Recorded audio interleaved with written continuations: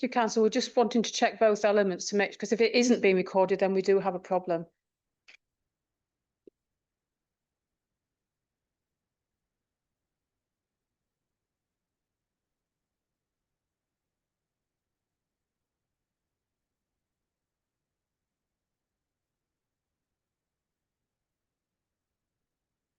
Can you hear me on that one? Okay. How's that? Working?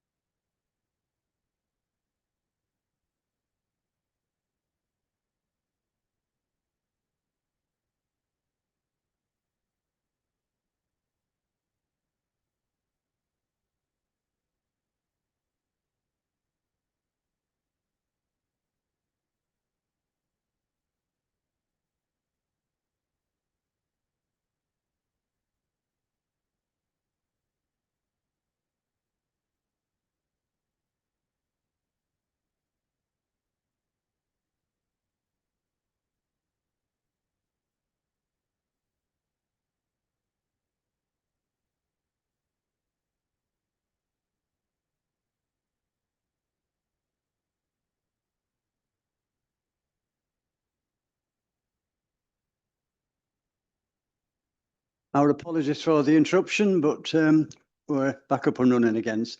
Yes, Councillor Fox, you may have your 3 minutes with a 30-second warning. If you switch your microphone on, please. Thank you, Chair. Right, I will start. Good afternoon, Chairman and fellow councillors. The piggery, narrow lane, whoever gave it the name, christened it correctly. I am strongly opposed to this application. My reasons are, Hadlingfleet is the last of 3 parishes in my ward who are in the path of this application. The piggery on Narrow Lane is a minute's drive from the village hall plus the children's play area. This is a rural community. Many events take place at the village hall, including the country show, which is in its 50th year plus. I have opened it on many occasions. It is a show that reminds me of my childhood. It is also a dog show, and the children are very involved in this. The children make up little vegetable boxes and create gardens, and they look after. There is always evening entertainment, and this is a fabulous get-together for the local people. I feel that the village hall and the events that take place there will negatively impact by this application. Hadlingfleet is a community, a way of life. People have lived there for generations. Reedness, that's the next village on from Hadlingfleet. There's 3 villages in this parish. Reedness School is where the children from Reedness, Hadlingfleet and Swinefleet attend. These young people have to cross the road to their sports field. I have dealt with this issue personally 10 years ago alongside East Riding of Yorkshire Council officers. The increased traffic would put these children in danger. These young people also pedal their bicycles to the play area in Hadlingfleet. The extra vehicles this application will bring to this road is 30 dangerous seconds left. to dog walkers, horse riders and children. Moving on to Swinefleet, I am now going closer to your path, Mr. Chairman. You know the area very well. Swinefleet Common is the most dangerous road I have to drive. It leads to Reedness and Hadlingfleet. It's a one-track road. Deep water courses run alongside of the lane, all the way to Reedness. I personally, especially in the winter, look out for a car or a tractor light when using this 30 lane. seconds is up, Councillor. Many Councillor vehicles. Fox, up on the other side of the lane in the local farmers. Councillor Fox, will you please summarise up now? You've got your time is up, please. You've had your 3 minutes. You've had your 3 minutes. Chairman, if I just finish it off, it's very important to this community. No, because otherwise we'll let everybody else. Are approving of this venue. Councillor Fox, please. That you have a site meeting so that you can see for yourself what I am telling you today. Thank you, Chairman. Thank you, Councillor Fox. The next speaker we have is Councillor Sargentson.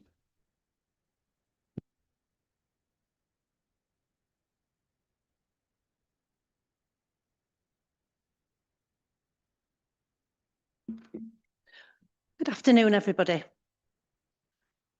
Please refuse this application. I'm speaking to you today as the ward councillor for Ousefleet, but also as someone who knows this area intimately. I'm born and raised in that area. My late father was the vicar there for over 25 years. I've ridden my bike on the roads, I've played in the fields, and I've walked the paths for decades. Ousefleet, as you've heard, is a small hamlet. We have no shops, we have no pubs, we have the village hall, and we have a playground. But what we do have is an idyllic rural life. It is unspoilt and it's safe. Around here, we enjoy dog walking, cycling, horse riding, gardening, and outdoor life. The road from Swinefleet through Reedness, Whitgift, Ousefleet and on to Adlinfleet is the C48. It's a minor road. The traffic that we have is local and it's minimal. Over 20 years ago, the Piggeries was a small active business. It had just 9 pens, and the lorry that took the pigs to market was equally small. It used to go up through the village around 8 o'clock on a Wednesday morning to Goole Abattoir. 1 trip out, 1 trip back. That was it.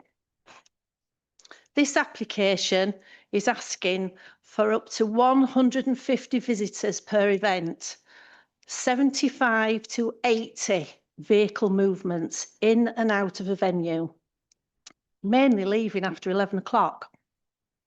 Can you imagine how that's going to feel and sound when you're laid in your bed at night? I draw your attention to the recommendation for refusal by Environmental Health. Noise from the road cannot be mitigated.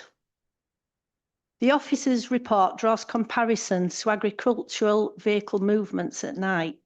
Well, I can assure you, having lived there the best part of 60 years, I've never witnessed 75 vehicle movements in one night, nor a farmer who works past 10 o'clock at night either.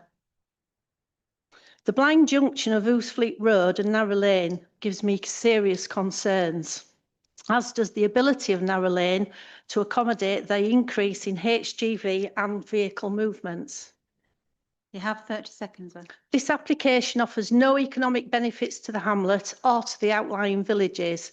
The only beneficiary will be the business owner. This is not an appropriate location. Ousefleet is a lovely place to live. Please consider the dreadful, life-changing consequences that residents will be condemned to suffer if this application is approved. Please help to preserve the way of life in Ousefleet. Refuse this application. Thank you. Thank you, Councillor Sargentson. Thank you. Just before I put this out to the councillors, yes, as the councillor said, I do know the area very well. It's not far from Goole, but on top of that, I was a BT engineer for 25 years and I was often down them roads, and they are very small roads. They are metallic, but they are small, and you're correct about the amount of traffic. They are light, it is light traffic, but even when I was down there doing my necessary work, whether I was pulling up on to doing a manhole or a telegraph pole, it would cause problems. But the issue is, it's the volume of traffic in one go. And I wouldn't like to suggest a site visit to see the roads, obviously, but there is absolutely no hedgerows at all along large stretches of it, none at all. And believe you me, there are times when the wind is strong and it can be quite dangerous, and especially during the darker nights or the bad weather. You know, you've got driving snow, you've got ditches either side of it. So I really have a big concern about highway safety. And another point that I'd like to bring out about is the fact that the benefits, who's it going to employ locally? What are they going to do? There's no shops that are going to benefit from this venue. The people are going to be brought in from outside, the staff, the catering, etc., the music, and then they're going to leave. And the other issue within the planning is other events. Well, it's not specific. So how many times will this happen? And as I said, I really think on those dark nights, and especially down that narrow lane, which it is narrow, whether we get that passing place or not, I don't really even think that that's going to address the problem, not in the least. Down that road, you've got that many vehicles up and down, all leaving in one go. So the volume of traffic going out, apart from the noise, will make it very, very congested.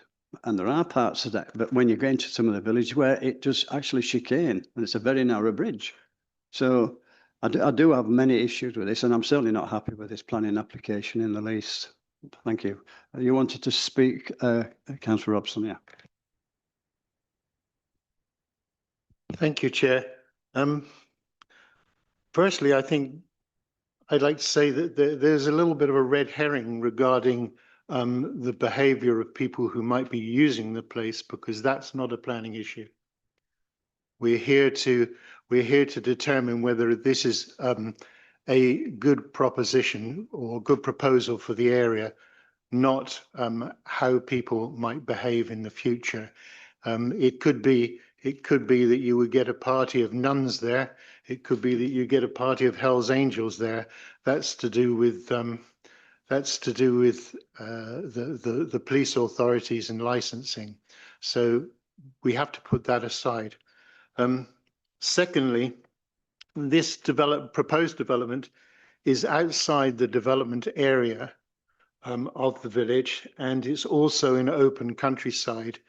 And we need special reasons to develop in open countryside and outside the development area, and I don't think that those reasons are proven. Thirdly, I believe that the contrast with and without this proposal for a community this small would be far too great on the local amenity of the lives of the local people. So it's for this reason, for these two reasons, that due to the impact on the community and local services, I propose that we refuse this application. Thank you, Chair. I believe Councillor Wilkinson was next. I would like to second that, if I may, Chair. I've looked very carefully at this, and it was a difficult one to start because on balance, it looks pretty reasonable. However, I was extremely concerned when I noticed the recommendation for to turn down by one of our officers, which was concerning to me. I think we have to be very careful about these developments in ex-farms, ex-buildings, etc. Because whilst I know the central government have been pushing towards ensuring that diversity of their product, giving them the chance to do it, is a good idea. Unfortunately, the consequences of doing that means that we end up with not doing what our name is, which is planning. We're not planning where these places go. We just react to when someone comes up and says, let's change a small little local farm in the middle of nowhere and let it become an industrial site with tens of different companies and HGVs. And in this case, a small little location suddenly becoming a venue where there's going to be tens of cars coming backwards and forwards for it. 75, 80 maybe when it appears. I appreciate that they're not going to have a wedding or an other event, as they put it, in this location every single day. I appreciate that. But that doesn't stop the fact it's going to impact local residents. And a material planning reason which is for noise or other environmental factors, is a prime example of why we should be turning this down. S4 paragraph A1 says appropriate scale taking into account sustainability of the development. How is it sustainable? There is an extremely limited bus. There is nothing else. That's it. So how do people get there? Well, they get there by car. And it's all right saying taxi, but let's face it, they're going to get there by car. And we're going to have a lot of cars going there. Well, that's not sustainable. Any other development wouldn't get that through, but for some reason, we're doing it here. Paragraph 6.6 says it's located within an agricultural setting, and the car park for over 75 cars is not considered to have a significant impact on the character. How can it not have an impact on the character? 6.7, extra visitors, but they can be managed and mitigated. By whom? The person who's actually running the site. Well, that's not the person I would use to mitigate an issue that's happening at their venue.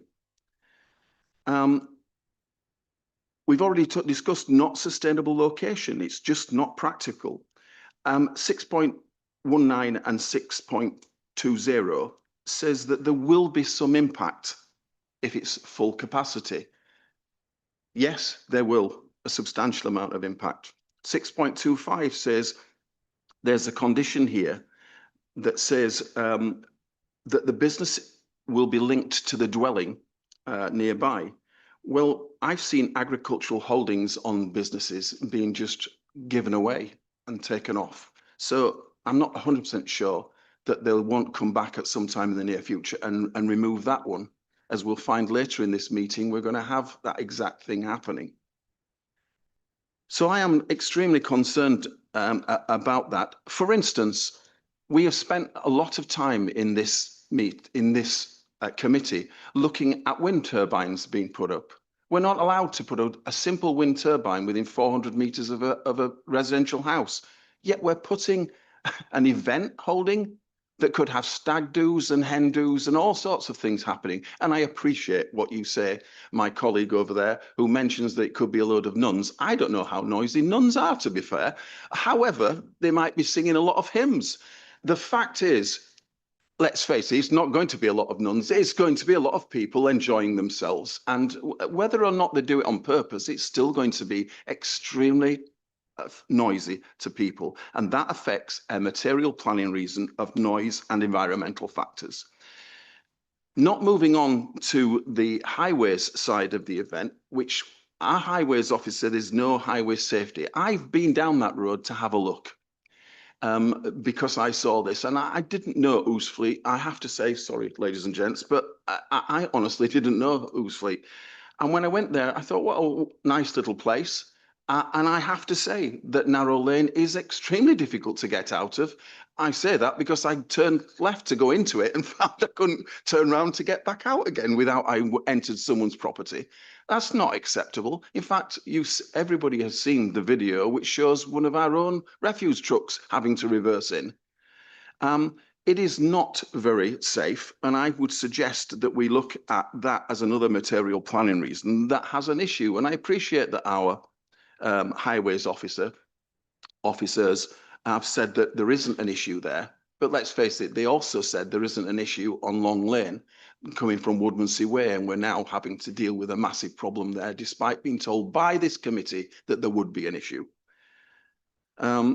And as far as the other planning, let me go for another material planning reason, which is impact on character and appearance of the local area. Well, it's going to have a massive impact on the character of the area. You're going to go from a sleepy little village where everybody knows everybody and is quite happy to wander around without worrying about traffic, to suddenly coming upon a very loud impact area, which is going to cause many, many traffic movements more.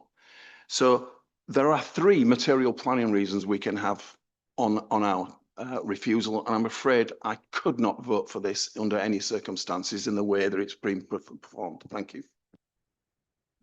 Councillor Needham, you were next, I believe. Thank you, Mr. Chair. I think when we look at these planning applications, we need to show balance here and look at that from two sides. And if we're looking at it from a sustainable business point of view, the plans show a very good use of former farm buildings, which is something that, you know, we've been led to encourage in previous plans there. Though we've also had the argument with regard to why this wouldn't be suitable in this area, but I think a colleague here on the right has already said that it would be a very, very successful business if it were to have a wedding event on every single day. Knowing full well of this through various experiences, it's something that would not happen. But we only have to have one event there to make a noise each week that would disturb the amenity of local residents. So although we have a pretty good plan for a very good reuse of the property there, I would fear, certainly from a road safety point of view, that there's insufficient management of the flow of traffic there. The egress of vehicles coming out of that narrow lane is quite startling. We saw in a video during daylight hours, and it is very difficult to actually see from that blind corner, which is almost on either side there. And then we look at the events that potentially are held there. Now, we're saying that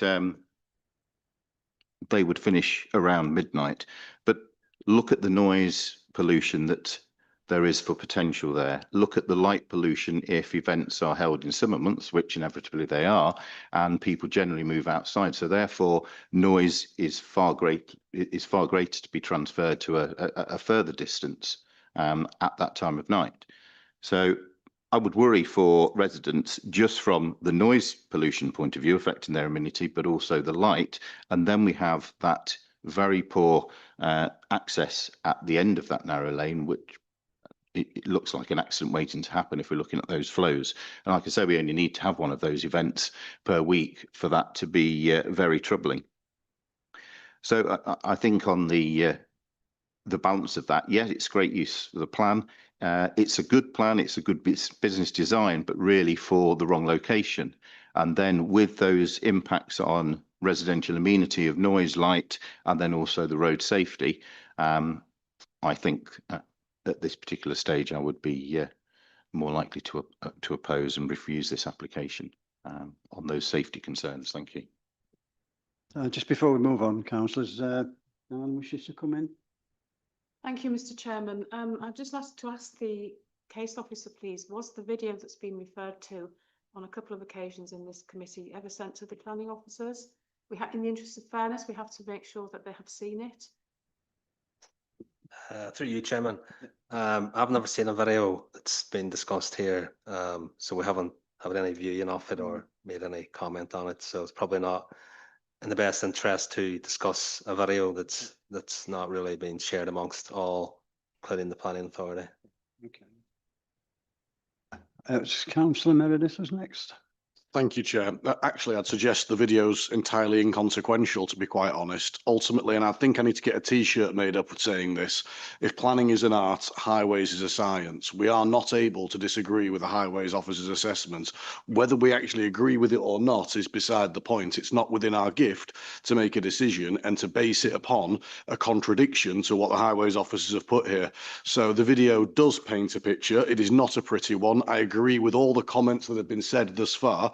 Councillor Needham then just explained eloquently why the roads are not acceptable. Councillor Fox referred to narrow lane as being aptly named.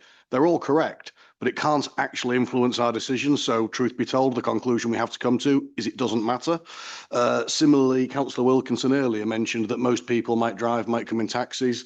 I'd suggest if it's an event, they'll probably use taxis so they can drink. A taxi has to arrive and has to leave. So that would actually double vehicle movements. So it's actually a worse picture than everyone's painted from a highways point of view, not because of the highways being inadequate, which they are, but actually because of the simple fact that the vehicle movements cause an impact to residential amenity, as described by Councillor Wilkinson. And I think he didn't egg that pudding enough. So I'd just like to expand on that. And I'd also like to agree that nuns probably do sing louder than Hell's Angels as well. Probably better but probably louder. So it depends on your taste, I suppose, there. And if I'm going to take these in order, Chairman, I'll go right back to the beginning. And you know I never like to disagree with you, but I don't think a site visit would be prudent or even beneficial, for the simple reason that what we'd look at would be things beyond our ability to make a decision around. So I had all these points written, and everybody said most of them already, so I won't go through my far too long speech that I've been writing down. Thank you, Councillor Wilkinson, as well. You gave me lots of chance to write it all.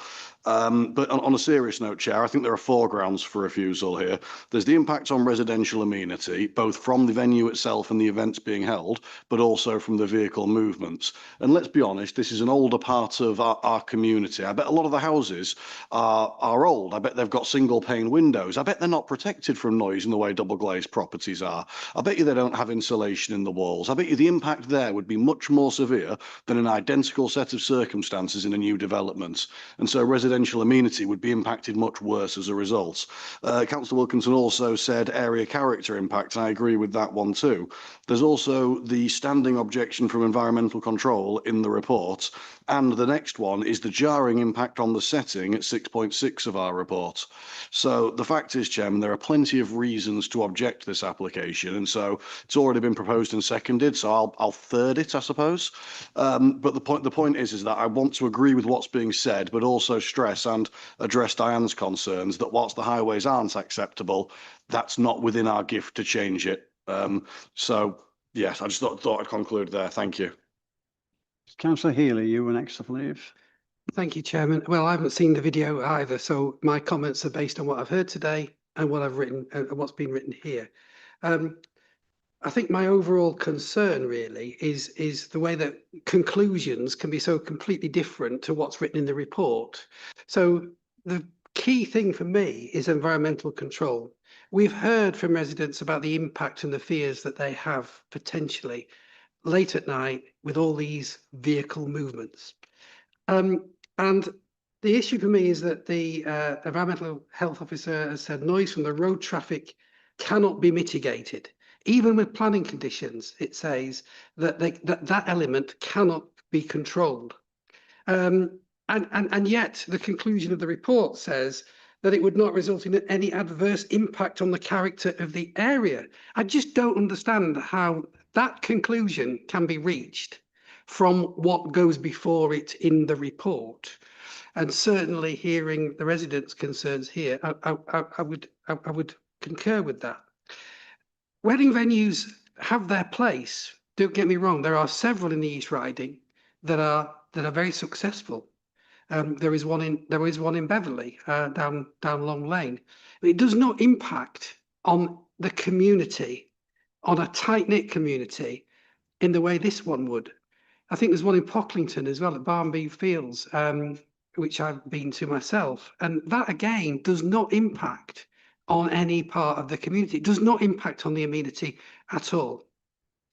And Councillor Wilkinson has rightly identified several grounds for refusal. I think it's important that people understand, that residents understand that we have to have grounds for refusal. And particularly where officers are suggesting that it should be approved, there have to be material planning reasons. So what are they? Well, I think Councillor Wilkinson set them out eloquently, and I think the key one, as again Councillor Meredith alluded to, is impact on the amenity.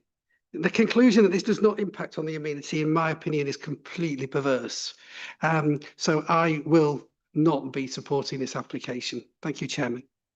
Thank you, Councillor. Was you next, Councillor Hopton, I believe you want to speak? Yeah, I'll keep it brief because most things have been said, and I think it's sounding like most people are going towards the same sort of decision as such. But I just in terms, we all attend weddings, and there's lots of these venues elsewhere. So I think we all need to be mindful that these types of venues, all types of venues of a leisure nature, do disturb the locals. So whether it be a bit more remote, like this place, or whether it be in the middle of a town or a village or a city or whatever else. So you know, we do need to be mindful of that. We also need to be consistent as well, because we did have a similar application in the previous 2 months, which was going to be surrounded by houses. It's not going to be opening late at night, but lots of traffic problems, etc. Probably the same impact on those residents.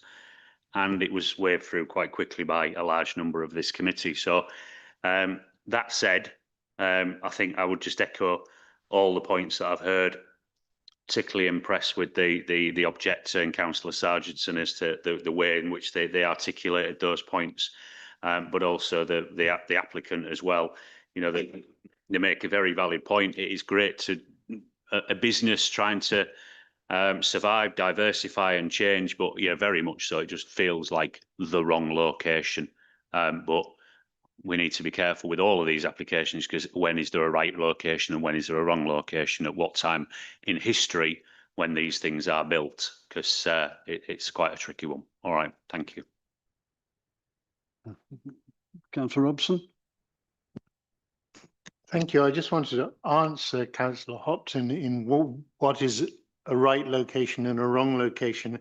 When I said the contrast of the atmosphere of the area with and without the proposal, that's the difference. If it's in a busy area or a holiday destination, then the impact is not so great. But when you've just got a handful of houses, then the impact is enormous. And that hopefully answers that one. Thanks. Councillor Meredith.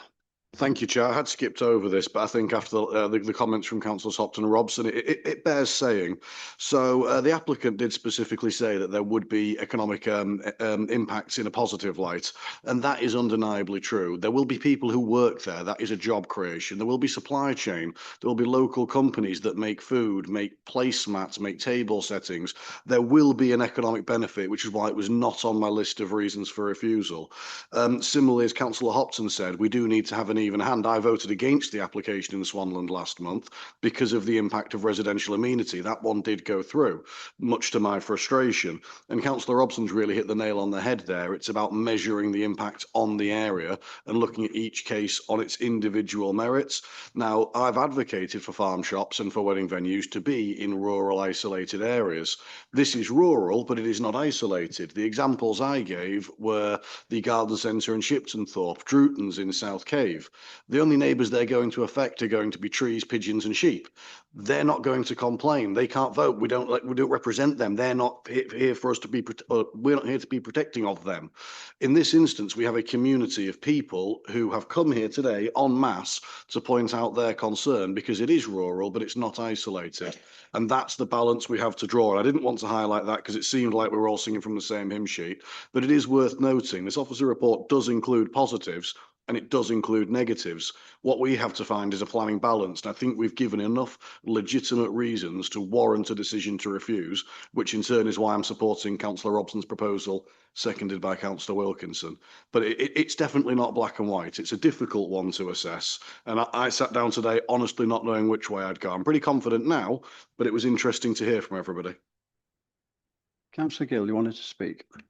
Yeah, thank you, Chair. Yeah, I don't want to go on because much of what I wanted to say has been covered.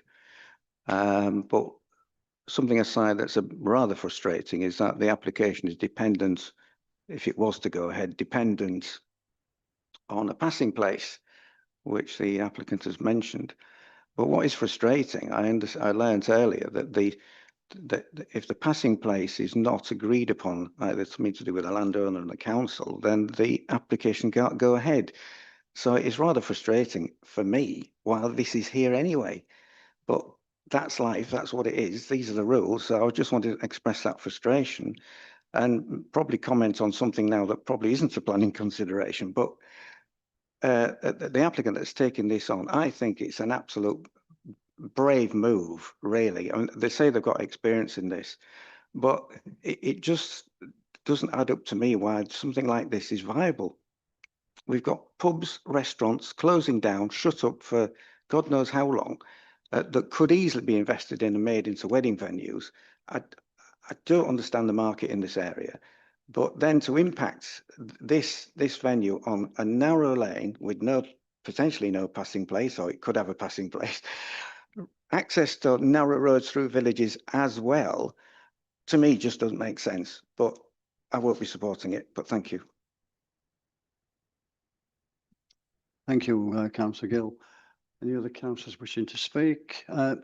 Yes, Councillor Bibb. I'll keep it brief, Chair. I think what we're looking at today is a decision between the need to support economic growth and productivity and jobs, especially for young people, against the impact of the rural character of the village and the impact on the highway safety and the road networks.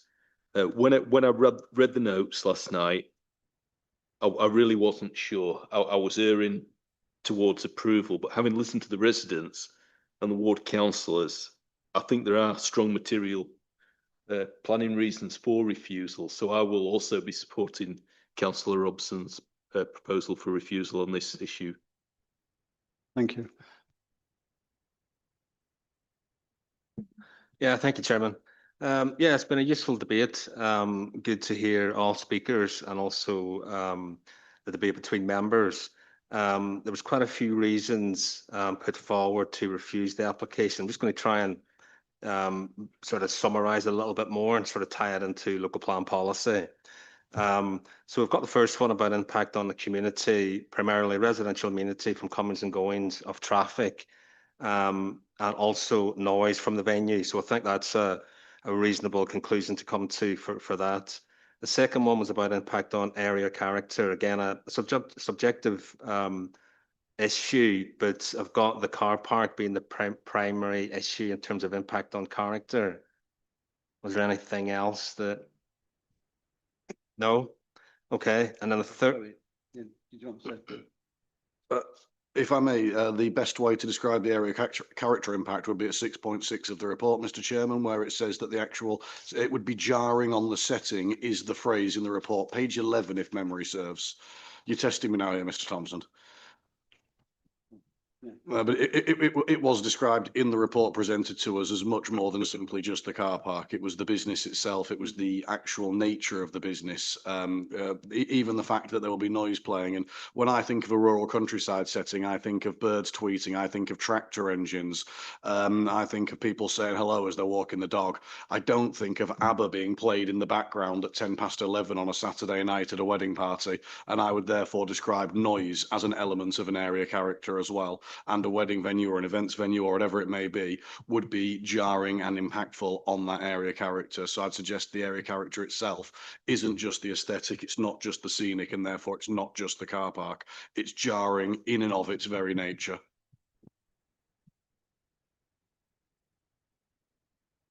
With Councillor Robson's permission, it is after all his proposal, and his hand's up. I hope he's not proposing again. Thank you, Chair. I was just going to point out, Councillor Wilkinson brought up S4, sustainability of the location, if you could add that to it. Through you, Chairman. I'll just come on to the third point, which is the technical issue about whether or not the highway and the crossing where it meets narrow road, whether that technically would be safe. And I would like to defer to the highways officer if possible, because that's obviously a very difficult area to go in planning. And I mean, my advice to members would be to not go there, because we obviously have support from the highways officer. Through you, Chair. So the biggest issue I see is the visibility at the junction of narrow lane not meeting the requirements of DMRB standards. So there's only 20 metres of visibility as opposed to 43. And the reason the highways officer has supported the application is purely on balance, because of the number of flows actually on Pennygill Cottages compared to another road of similar nature. So although there's a lot of additional movements on narrow lane, you're not joining a very busy road. So on balance, the highway officer has said it would be acceptable. Thank you, Chair. Yeah, through you, Chairman. The reason Councillor Robson's introduced the reason about sustainable development, but just be mindful of that. The MPPF does refer to supporting prosperous businesses in the rural economy. So paragraph 89 in specific terms does acknowledge that you can be at a disadvantage by having no public transport in the countryside, and there will be a reliance on private cars, etc. And striking that balance. And we know that there's three strands to sustainable development: social, economic, and environmental. So it's clear from this discussion that there's obviously concerns environmentally and possibly some social. But in terms of saying that development is unsustainable, I wouldn't be able to support that view. Any other councillors wishing to speak? Finally, Councillor Merritt, this has been a long one. It's been over an hour. Hat trick for me, Chairman, so I'm speaking half as much as normal. Just to agree with Mr Thompson regarding highways, I do fear that if we object to something that's not within our remit, we actually undermine every other argument that's made. It would make it appear from an inspector's point of view that we are arguing a perspective rather than an interpretation of policy. So as I said before, I'd steer clear of highways. I said that in my first rant. It's a dangerous road to go down, pardon the pun. And then just with regards to sustainability, I actually agree with Councillor Wilkinson. Ultimately, if somebody said, can we put houses there, this council would say, no, it's not in the local plan. And it's not in the local plan because it's considered an unsustainable location. So how can we apply the same measure and come to two different conclusions? Right. I think obviously the very last word, Councillor Wilkinson. Just the last word is, I think the office has been trying very hard to make sure that they steer us in the right direction as to what the material planning reasons are, and I think we should go by their advice. Thank you. Right. So obviously the way everybody's been speaking then, so we'll go straight to the vote. Those all in favour of refusal of this application on the following reasons, which is impact on community, impact on area character and noise mitigation.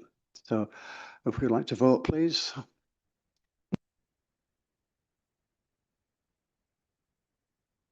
That vote is carried. The planning application for Ousefleet is refused. Thank you.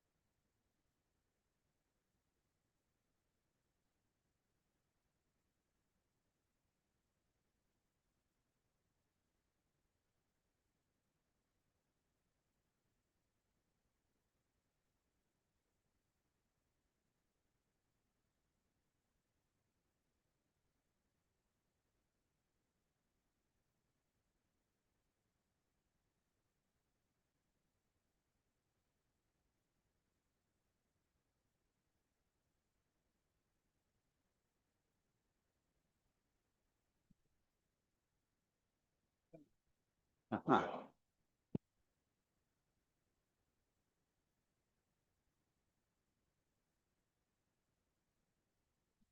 Sorry. That's gone off. Yeah, thanks very much, everybody. We'll start again now. So the next item on the agenda is item number 5. And I'll pass you over to the planning officer regarding this one. Thank you, Mr. Chairman. This is an application for advertisement consent to display an internally illuminated freestanding totem sign at the main entrance, 3 internally illuminated fascia signs on the north and west elevations, and 1 non-illuminated fascia sign on the south elevation of the building at Amazon UK Services on Brickyard Lane in Melton. This application was reported to the previous meeting of the Western Area Subcommittee on the 8th of July, where a decision was deferred to seek the removal of the illumination from all but the totem sign at the site entrance. This request was put to the applicant by officers who has requested that the application be determined as submitted. It is the applicant's position that the information submitted in support of the application demonstrates that the proposed signage is appropriate, and this is supported by the technical statutory consultee responses and the officer's recommendation of approval. They therefore request that the application be determined as submitted. Since the previous committee meeting, we've received a further objection from a resident stating that the minutes in the report give the impression that it is only the land to the south of the site, which is functionally linked land to the Humber estuary, when Natural England clearly stated during the original planning application for the storage and distribution building that the development site itself is in fact functionally linked land. Just to clarify this matter for you, Mr. Chairman and members, we have discussed this matter further with the Council's Nature Conservation Officer, who has confirmed that the storage and distribution building has been approved and built on land that was previously functionally linked land to the Humber, but this loss was accepted as part of that previous application and fully mitigated on the land to the south. Officers remain satisfied that the signage hereby proposed would not lead to likely significant effects on the Humber or any functionally linked land. The officer recommendation remains approval, Mr. Chairman. Thank you very much indeed. We have 2 speakers today. First one is Miss J. Haslop, objector. You have 3 minutes, Miss Haslop, and a 30-second warning. Before I start, can I ask that Yes, please the do. picture that from the resident's property is displayed? Thank you. Good afternoon, everybody. I make no apology in starting this speech with the words that the previous speaker used against this application. I am here as a resident of North Ferriby to object to the proposed illumination of the large Amazon logo high up on the northern side of the warehouse, and would start by asking the simple question: why is there a need to add further to the glow and light pollution in the night sky adjacent to the village of North Ferriby? I know that this committee listened and appreciated this sentiment, but fortunately Amazon did not. However, is this committee aware that the Amazon warehouse that is on the M62 near Wakefield does not have illuminated signs? So why is it necessary to illuminate these ones? The warehouse is not open to the public and, due to its size, does not need to advertise its presence using large illuminated signs on the northern face, which will be highly visible to residents of Melton Fields and the North Ferriby properties situated in an elevated position on Swalland Hill, as can be seen clearly on this picture. The proposed illumination levels match the Institute of Lighting Professionals' recommendation for urban areas. However, this location is not urban. I think that's shown quite clearly. It lies within land identified by Natural England as functionally linked land, habitat that plays a vital role in supporting the endangered curlew population and other migratory birds. In such a sensitive area, every possible measure should be taken to minimise light pollution. Installing these signs would not only harm wildlife, but also diminish the amenity and character of the locality. As stated previously, there is no objection to the sign themselves. It is just that they should not be illuminated. This application should be dismissed due to the fact that the lux level proposed is that for an urban area, and unnecessary harm will be caused to the environment, both affecting the amenity of the locality and harming the wildlife in the area. Thank you very much. Thank you very much indeed. Thank you. And the next speaker we have is Councillor Corliss.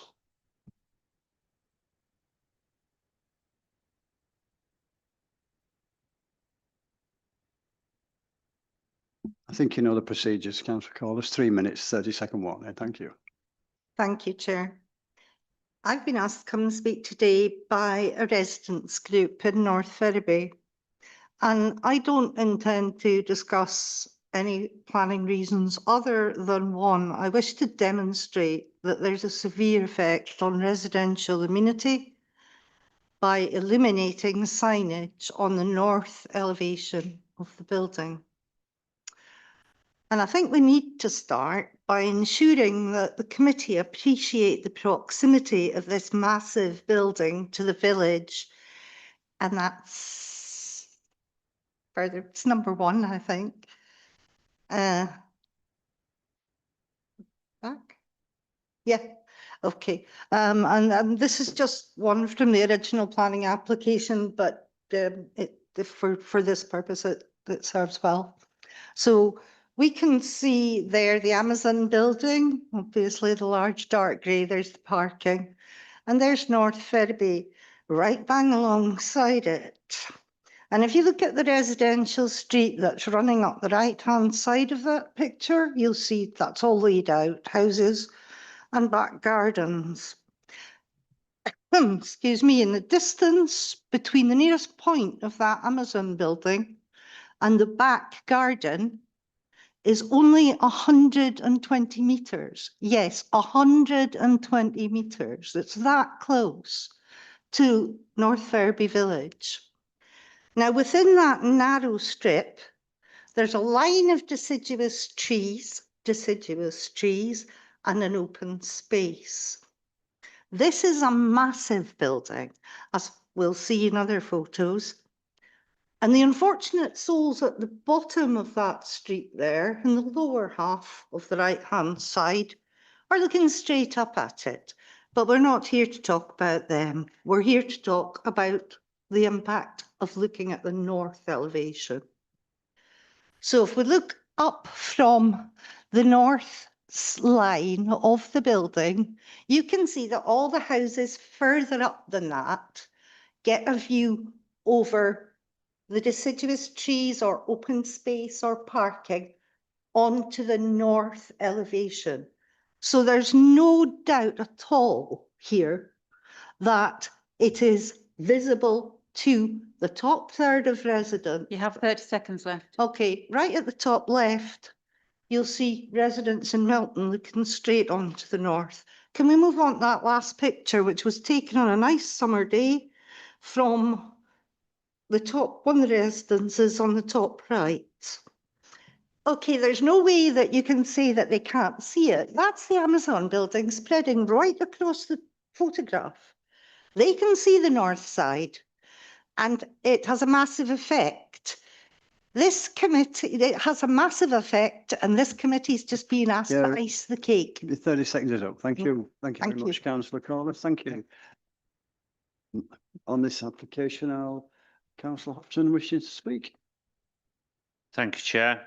Yeah, as that was very well articulated by Ms Haslop, the sort of rationale. There's no actual objection to the sign as such, but the illumination, and that was what we discussed in detail last month, and we sort of quite respectfully asked the officers to go back to Amazon and sort of ask on there. And just going in the report and point 1.1, where with the sort of quote back from Amazon, which it says about the building signing on the southern elevation not illuminate, etc.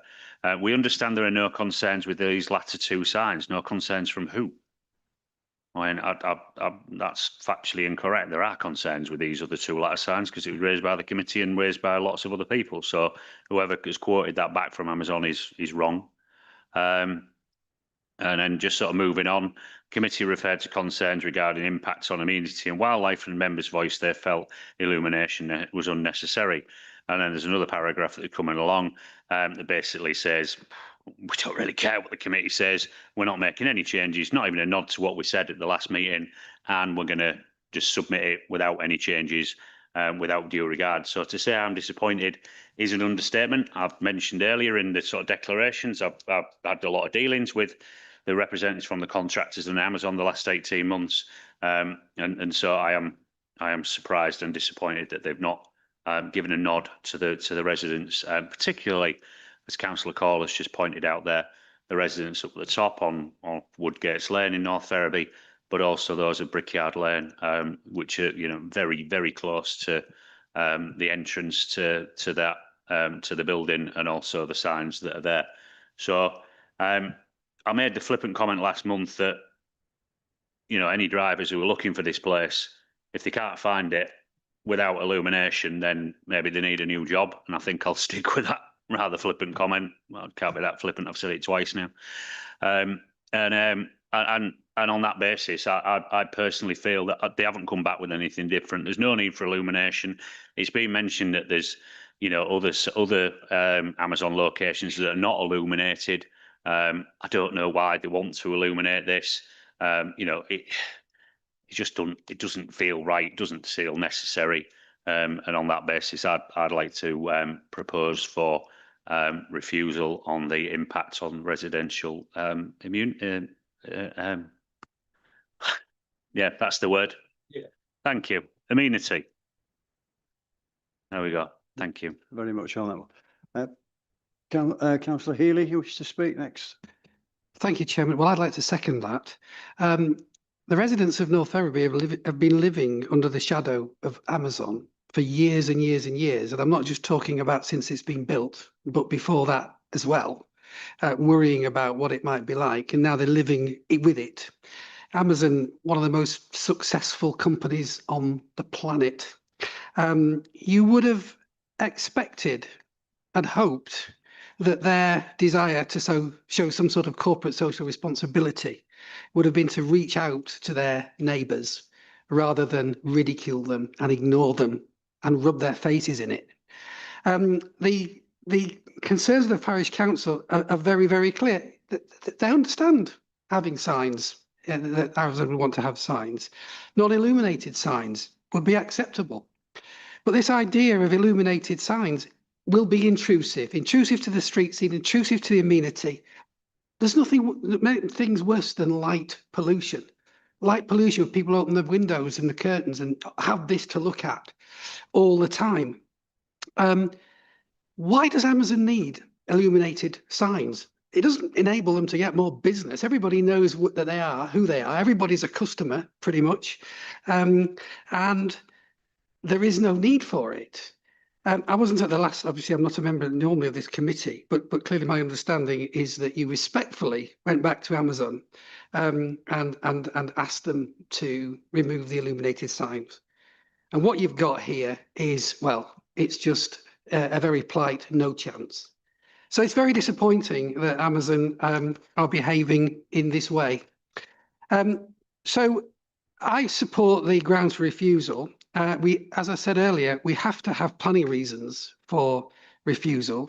And I think they are clearly set out there at 6.3. Policy EMV6 of the East Riding Local Plan requires that pollution, including light pollution, to be managed to ensure that development does not result in unacceptable consequences to its users, the wider community and the environment. Well, there you have it. This is unacceptable consequences for the community, as has been clearly articulated by the objector and Councillor Corliss, who has been fighting for our residents on this all the time, ever since it first happened, ever since she was elected. So I would support the proposal to refuse, and I will second it, Chairman. Thank you. Thank you, Councillor Healy. Councillor Meredith. All ready, Chair? Thank you. I'm honestly a little bit torn on this one. I mean, Councillor Healy's just pointed out Councillor Corliss has been fighting this for a long time. Forgot the other half of the dynamic duo that is South Huntsley ward councillors, which is, of course, Councillor Hopton, who's also just literally spoken, so not quite sure how Councillor Healy could forget him so quickly. But they have both been very, very engaged. There is a monthly meeting with Amazon every month. I'm in the adjacent ward, so I'm aware of this. I do understand there's been a lot of conversations. I do understand that it very much feels from a local resident's point of view like it's a one-way street. The message just simply isn't getting through. Now, what confuses me, Mr. Chairman, is that Amazon have admitted that the east side needs to not be illuminated for residential amenity, that the south side needs to not be illuminated because of the protected wildlife, and there are protected species in that area in a triple SI no less, site of special scientific interest for those of you who don't know your acronyms. So they've admitted that there are reasons to not illuminate the site, but then they've insisted on illuminating half of it. So this time last month, I proposed that we defer the application and extend an opportunity to Amazon so that they could look at it and go, we don't need a sign. As the objector mentioned earlier, there are other Amazon warehouses that don't have illuminated signs anywhere on it. There's no need for the sign to be illuminated. It's simply a desire of theirs. I mean, this is a company with green credentials that wants to use extra electricity, and actually, very apt picture there, looking at the roof, not a single solar panel. But that's a different story. But anyway, Mr. Chairman, the moral of the story is it is also on an industrial estate. It is next to the A63. I can see why Amazon don't think it's a big deal. In the grand scheme of things, we're talking about a torch in a field of torches. We're talking about a candle in a cathedral. We're talking about a phone light at a football stadium in a night match.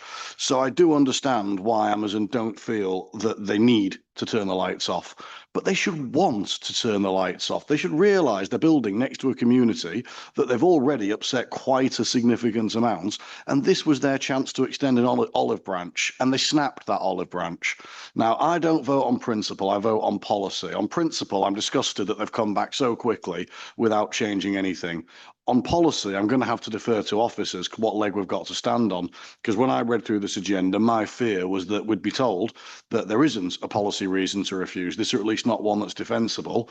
And actually, the biggest insult we could give to Ferry residents is saying, let's spend 50 grand of your money on an appeal that we're going to lose to fight a battle of principle, not policy, when we're elected to work on policy. So I'm still on the fence, Mr. Chairman. I'd like to hear back from officers. I agree with what Councillor Hopton said. I agree with what Councillor Healy said wholeheartedly. In fact, if anything, even more vehemently. But I also have a responsibility to the taxpayer not to throw money down the drain over a couple of lights next to a dual carriageway. So ultimately, if we were debating the site itself, the principle of development, yeah, that's a very different story. Am I happy that's been built there? No, not at all. But we're not just closing the door after the horse has bolted here, Mr. Chairman. The horse has lived a long life and its grandkids have died. We can't change the site. We're looking at a couple of lights on it. That's all we're here to address, unfortunately. And so that's what I think I'd like to ask for officers' advice on, please. Yeah, certainly. If you want to speak on that one, Anthony. Thank you. Through you, Mr. Chairman. Obviously, the officer recommendation is approval. We're satisfied that the impact of the signs is acceptable on the area and the amenities of the residents. Applications for advertisement consent can only be determined on the basis of amenity and public safety. So those are your considerations you've got to take into account. The habitats regulations is a separate issue, but something that needs to be considered. So in terms of amenity and public safety, we're satisfied that there are no public safety issues associated with the proposal. In terms of amenity, there's no signage proposed on the east-facing elevation towards those properties on the other side of Long Plantation. Long Plantation is deciduous, so Councillor Corliss is quite right. In the wintertime, those properties are not particularly well shielded by the trees, but there's no signage at all on that elevation, no additional illumination proposed. The south-facing elevation does have a sign that was originally proposed to be illuminated, but in response to concerns about the impact on the estuary and the function of linked lands to the south, that illumination was removed by Amazon, who are now proposing a non-illuminated sign on that side. I think I wasn't at the previous committee, but I think the debate focused around the buildings on the elevations of the building faced the signs facing north and west. I don't think a concern was raised about the totem and the sign above the door, but you can correct me if I'm wrong on that one. It was the two high level signs, I think, on the front and the west facing elevations that were a concern. Our view remains that this is an industrial estate location allocated for employment use, a significant contributor to the East Riding economy, and one where we should be supporting businesses. And most business units come with signage, illuminated signage on that industrial estate is not uncommon. Our recommendation remains that this is capable of being approved with the conditions in the report. Thank you, Chairman. was going to come back, Chair, but I'm happy to defer to Councillor Healy. One last word, sorry, go on. What in that case, if I may then, so I suppose really, how can we quantify and measure the subjective residential amenity? I mean, from my recollection from the last meeting, first of all, is that the big signs on the side of the building were the most opposed, but any additional lighting was opposed. And the reason I ask how can we quantify residential amenity is because the residents of Ferry have fought this and fought this and fought this. I can't imagine how many therapists have opened up shop in the vicinity just because of how much stress this has caused over so many years. Should we be supporting business and employment? Yes. Should we be supporting opportunity? Yes. Should we be using planning policy to recognise the concerns and the priorities of a local community, like we just did with the last application? Also, absolutely yes. And I'm sorry to say, my impression is that that last element has been lacking historically. As I've already said, this ship has sailed and the building's approved, it's built. My question now is can we actually add more weight to residential amenity because of the sheer severity of the impact this has had over such a prolonged period? Not to mention the fact that Amazon are aware of this, are aware of the issue, have had the monthly community liaison meetings, have agreed to deluminate half the building. I mean, it's not like light can shine around the corner or anything. Oh, no, wait, it can.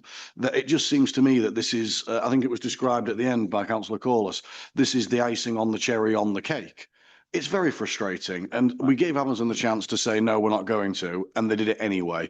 It's disdainful, I think that's the word.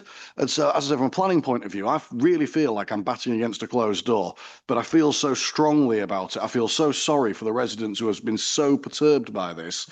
I had to go on a little bit of a rant, Mr. Chairman, because somebody had to.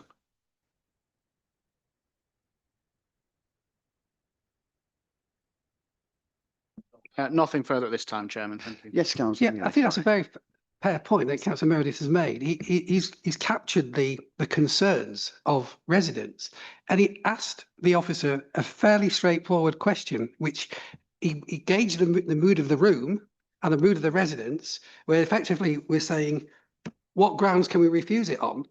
And with respect, the officer, you've just given us all the reasons why you want to approve it. You've not answered the question, which was specifically, we are minded to refuse.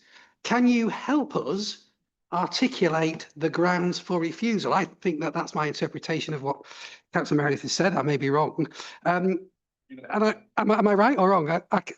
Interpreting you is often not straightforward, but if you could be a Richard whisperer, Dennis, there's a lucrative job out there for you. I think the answer is probably Councillors, please. 6.3, where it does talk about policy EMV6 of the East Riding Local Plan. So my question to the officer would be, will that do? Because it's been removed, I think. Councillor Hopton's moved refusal.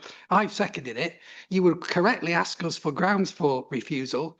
I would suggest policy EMV6 of the East Riding Local Plan on the basis that there are unacceptable consequences of this light pollution to the users and to the wider community and to the environment. And that's the reason for refusal, which I would suggest we move to the vote on as soon as possible, Chair. Thank you, Mr. Chairman. Yeah, sorry, I thought I had clarified that the two grounds that you can refuse planning permission, advertisement consent on are amenity and public safety. I'm quite confident that there are no public safety issues here. So I think a reason for refusal on public safety grounds would be undefendable should the applicant decide to appeal. Amenity can be visual amenity, so that can be area character, it can be residential amenity. Those are subjective matters. If you feel that the impact on local residents as a result of the signs being illuminated was so significant, then that is a reasonable reason to refuse advertisement consent. My advice to you as a professional officer of the council is that on an industrial estate, on a very large storage and distribution building that benefits from planning permission, signage of this nature would be appropriate. But obviously my opinion is subject. That is my opinion based on my interpretation of the proposal and the policy. If you feel residents will be so severely affected by the result of the additional light pollution, then that's a legitimate reason to refuse the application. Thank you, Chairman. Councillor Wilkinson, you had your hand up earlier. Thank you for waiting. Thank you, Mr. Chair. This is a difficult one. I've read through this. Having seen that the seeds of this started over 20 years ago when, you know, we were supposed to be putting the local plan together, or a type of local plan to actually have housing there. And there was massive objections in the local area saying they didn't want housing. And so it changed to employment land instead. And now we've got employment there. People argued against that too. And I get that. I understand. And I would be probably the same if I was living nearby. So I don't have any issue with that. But that was where it all started. It's not just started recently. It's not just because of Amazon. It started a long time before then. And those things were put in motion, which have caused the issue where we are. Now, we've got Amazon, whether we like it or not, Amazon is there. And Amazon, I drove past it a number of times on a night. It's lit up like a football pitch. I'm really struggling a little to think that 3 illuminated signs will have a massive impact when you look at it lit up like a football pitch with so many lights around it. It's incredible. And I get that, you know, if you're stood in a house somewhere looking over a hill and you just see an Amazon sign, it's annoying. But it is a massive environment, an industrial environment here with lights everywhere. The whole place glows. So I'm not 100% sure why this would have such a massive impact on local people. And that isn't to say I don't feel the same way. If I was there, I would not be happy that I'm living next door to Amazon. But it's there.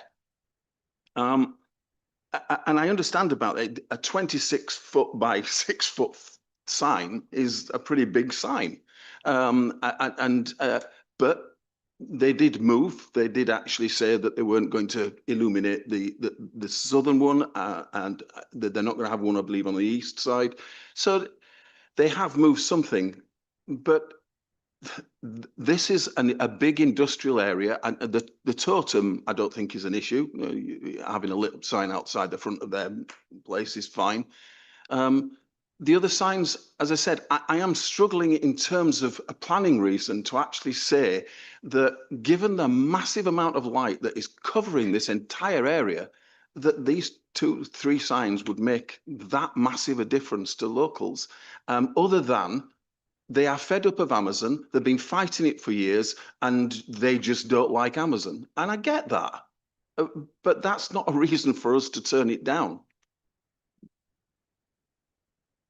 Councillor Bibb. Thank you, Chair. Yeah, I am torn on this one because I do appreciate the residents' concerns.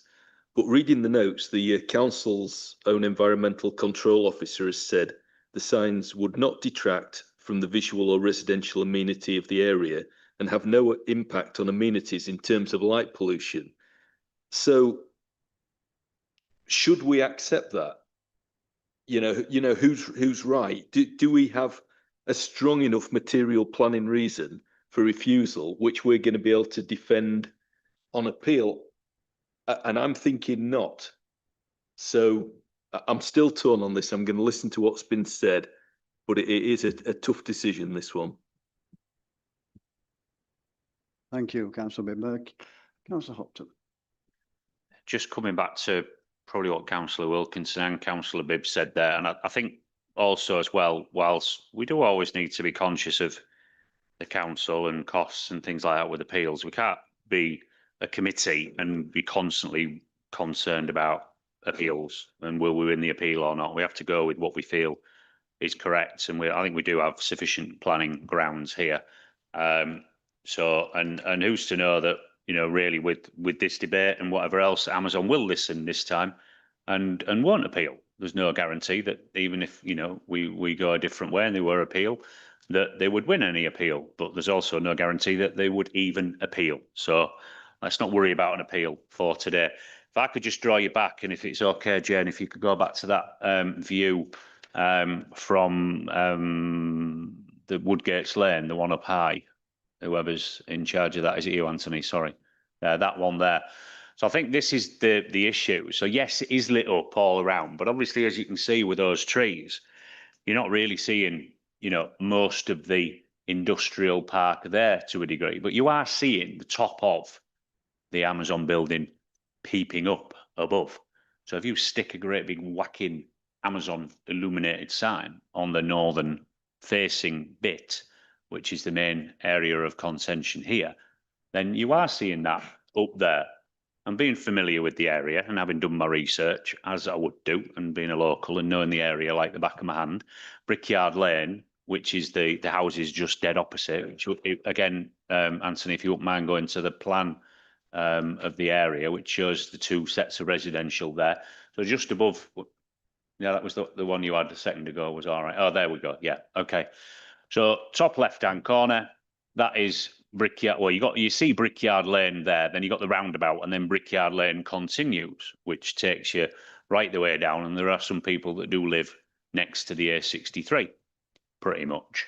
And that set of houses there, which were built, I gather, for workers' houses for when the former Kappa Pass works were there, getting on for 100 years ago, probably those houses were built. A number of those properties do have windows that face towards the Amazon building. So they will, on an evening, be, you know, the street lights of the lights of the car park and everything will be pretty low. Obviously, but the big sign on the top of the Amazon building, shining like a light. I don't know how bright it is. I'm not an engineer or an expert on that. Just a simple layman. Will be something that people potentially would see from their windows. They may need to invest in blackout blinds, etc., which they didn't need to before. And there's no real need for this sign to be illuminated. We've said that. You know, it's like what are they advertising at night to people driving by on the A63 or the residents of Brickyard Lane? They're not really, to be honest. Because yeah, I would argue with any illumination, the biggest impact is not the row of houses to the right of the building. They're going to have plenty of other disruption from this at other times of day, potentially. The lighting of it is disrupting those houses on Brickyard Lane and then further up the hill on Woodgates Lane that can see it. So I just thought I'd clarify for my colleagues on the committee there who might not be quite so familiar with the area as I am. Thank you, Councillor Hopton. Right, one last comment then from our consideration from Councillor Gill. Thank you very much, Chair. You know, everyone's said a lot, and I've just got a feeling where this is going. But I was genuinely undecided prior to the meeting. I mean, there's not much information about how bright this sign is. I mean, if it's LEDs in the background, you know, it's not quite like one of these full screen signs with fluorescent lights in the back. I imagine it's not detailed in there, I don't think. Is it a backlit sign that just picks out the words Amazon? Because usually from, I've got some experience in signage and things, usually, well, like that, what you're seeing there, there ain't a great deal of light coming from that. It just outlines the lettering. And if you look at the, well, perfect example, the car park lighting below it is bright as anything. And there's lots of those things in the car park. So, and, you know, for residents that live in the Ferry Sunderland area, there's more light from the A63, which I think should be turned off at midnight, but that's a different matter. So I can understand why it's difficult for it to come up with a planning reason to say why this can't go ahead. Amazon's, they've got the building, there's other industrial units on the site with illuminated sign. I'm Mr. Amazon, why can't I have illuminated sign? And it's difficult. I'm still undecided, to be honest. I really am. But I'm looking at, if you're looking at light pollution alone, I don't think it's going to make any difference at the moment.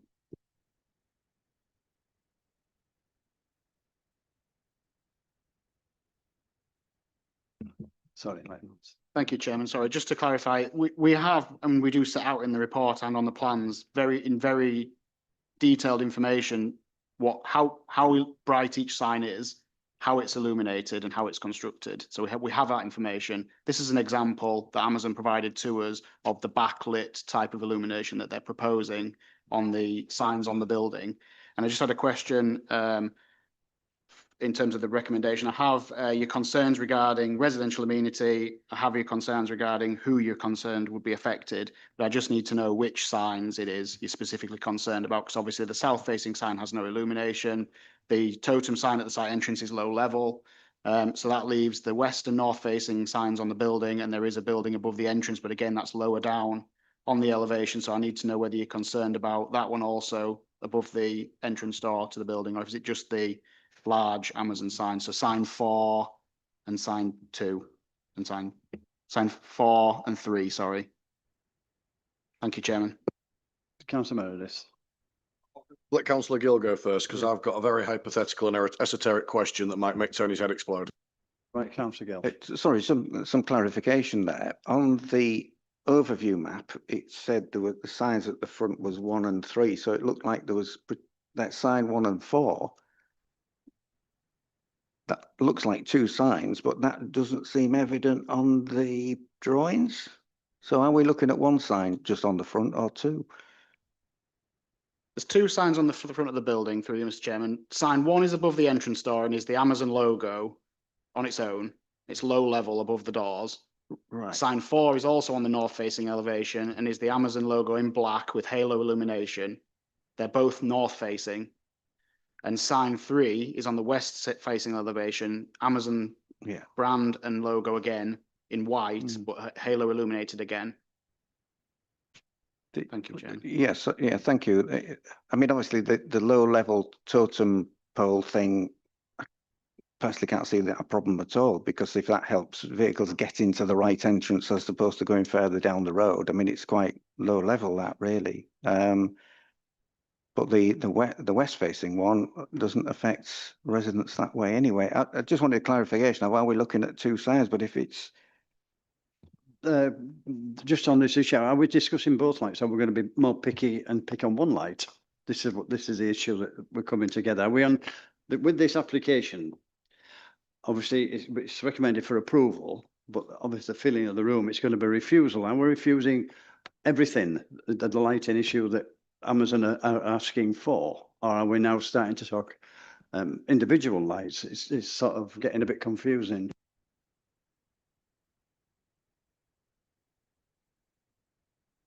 A question on a point then, if I may, Mr. Chair.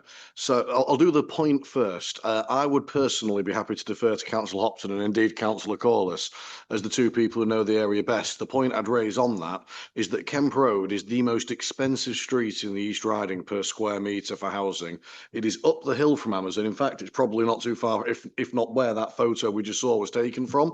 If you stick an Amazon sign on the side of that building on the north side, you have the street that famouses and footballers live on at the same time as an Amazon sign just glaring in their faces. So the residential amenity is actually quite far and wide because it sticks up above the trees, unlike all the other industrial sites. So I would suggest deferring to local knowledge with regards to exactly the length and breadth of the impact. My question, if I may, Chair, that might make that moot.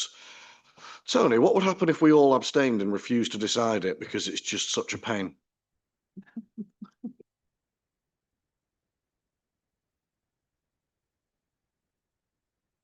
I think I would have to defer to my colleague in legal about that. No. Yes. Why would we abstain? Yeah.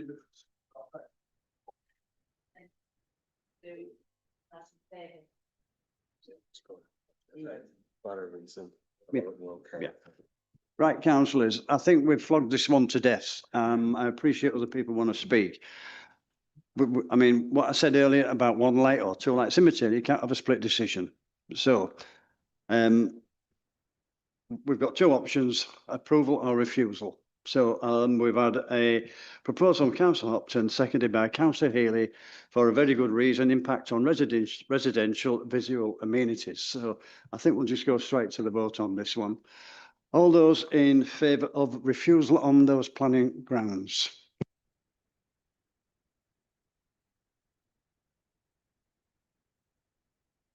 Against?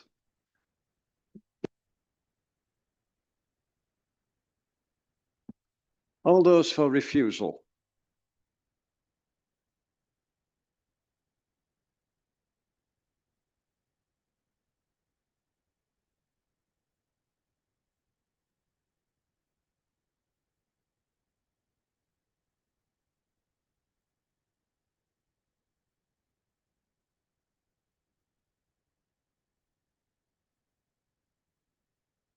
Those against? Right. That's passed. So we have pass that motion. So it's down, planning application is for refusal. Thank you very much indeed. We will now take a short break, thankfully.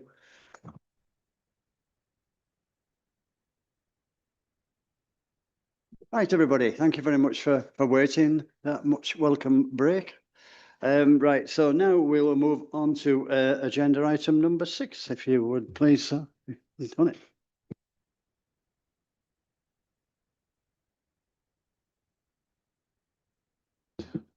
Yeah, thank you, Chairman. Yeah, item number 6 is an application for the construction of a multi-use games area, a skate park, and formation of a BMX pump track.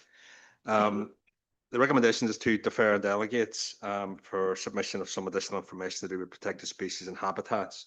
We did receive some information from the agent, the speaker, yesterday, but we haven't had a chance to look at that information. So the recommendation remains as set out in the agenda. Thank you. Thank you very much. Right, we have 2 speakers. Miss G. Edwardson, the agent. 3 minutes and then a 30-second warning. Thank you. Chair, members, thank you for the opportunity to speak today. We welcome your support for this application, which proposes a much needed multi-use games area, skate park and BMX pump track at the existing recreation ground on Goodmanham Road, Market Weighton. The multi-use games area will include provision for football, basketball and cricket. Market Weighton Town Council have worked with specialist contractors to provide the specification of the proposed equipment. The existing recreation ground has been underutilised. The proposed area is located towards the northeastern corner of the playing field, where there is currently an area of hard standing and where there was once a changing room facility. The proposals have been cited so that they avoid and do not impact on the 2 marked out football pitches. The football pitches will remain and will hopefully be used more regularly as a result of this scheme and proposed investment into the area. The proposal is located within close proximity to Market Weighton and is well connected by various public rights of way. East Riding Local Plan Policy C3 seeks to provide public open space for leisure and recreation. Development proposals should maintain and/or enhance the quantity, quality and accessibility of open space. The proposals will enhance the type and quality of this provision for Market Weighton residents. The Council's highway team raised no objections subject to conditions. Cycle storage details have been requested and now provided. Specialist flood risk and drainage consultants have been engaged. A swale system has been designed alongside filter drains running adjacent to the games area and skate park. The Environment Agency have been consulted in relation to flood risk and raised no objection to the proposed development. Sport England and Humberside Police have raised no objections. The proposals are considered policy compliant and in line with policy C2, which supports development and provides new facilities which meets the needs of residents. Policy C3 supports proposals that enhance the quality and accessibility of open space. Following helpful discussions with Nature Conservation, amendments have been required and discussions are ongoing. However, the Nature Conservation Officer has confirmed that the BNG requirements are capable of being successfully discharged. We respectfully request members support this proposal, please, which will provide an enhanced recreational facility which is desperately needed in Market Weighton. Thank you. Thank you very much indeed. Thank you. Councillor Hammond, thank you.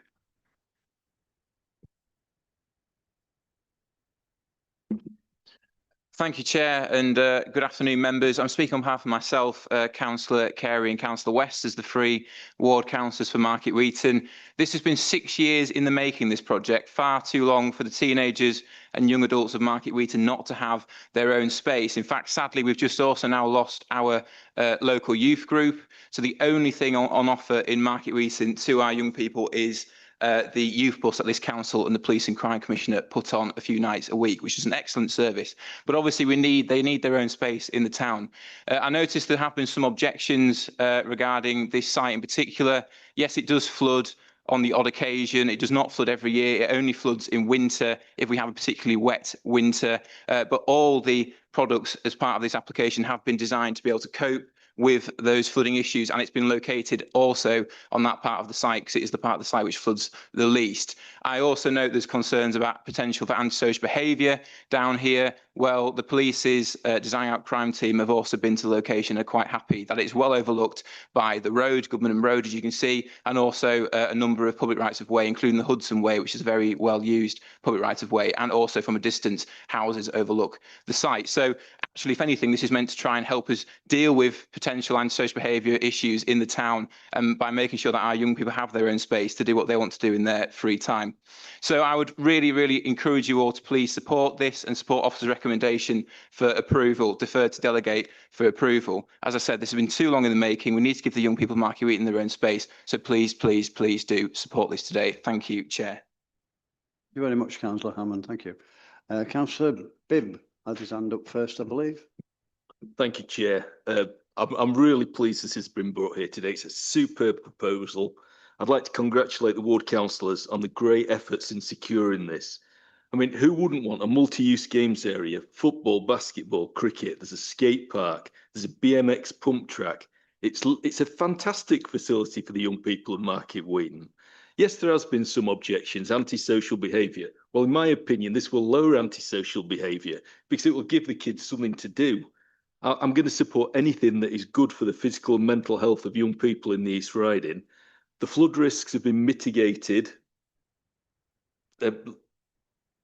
Basically, I'd just like to propose that we defer to delegate for approval because this is a fantastic scheme and it should be supported, I hope, by everyone in this room. Thank you. Next, we have Councillor Hopton. Thank you, Chair. And yeah, thank you, Councillor Bibb, for stealing my thunder. Well done, sir. Well done. And well done to both the agent and Councillor Hammond on their articulation of this. I think, you know, there's a smattering of objections, not really of any viable sort of position. The comment about it being outside of the development limits is interesting. I think virtually every sports pitch in the East Riding is on the edge of the village or town or whatever else. As a whole lad, I used to hate playing matches in the East Riding, so they're always on the edge and always windy and always cold. So give me Orchard Park Estate any day on a cold Sunday morning, but there we go, moving on.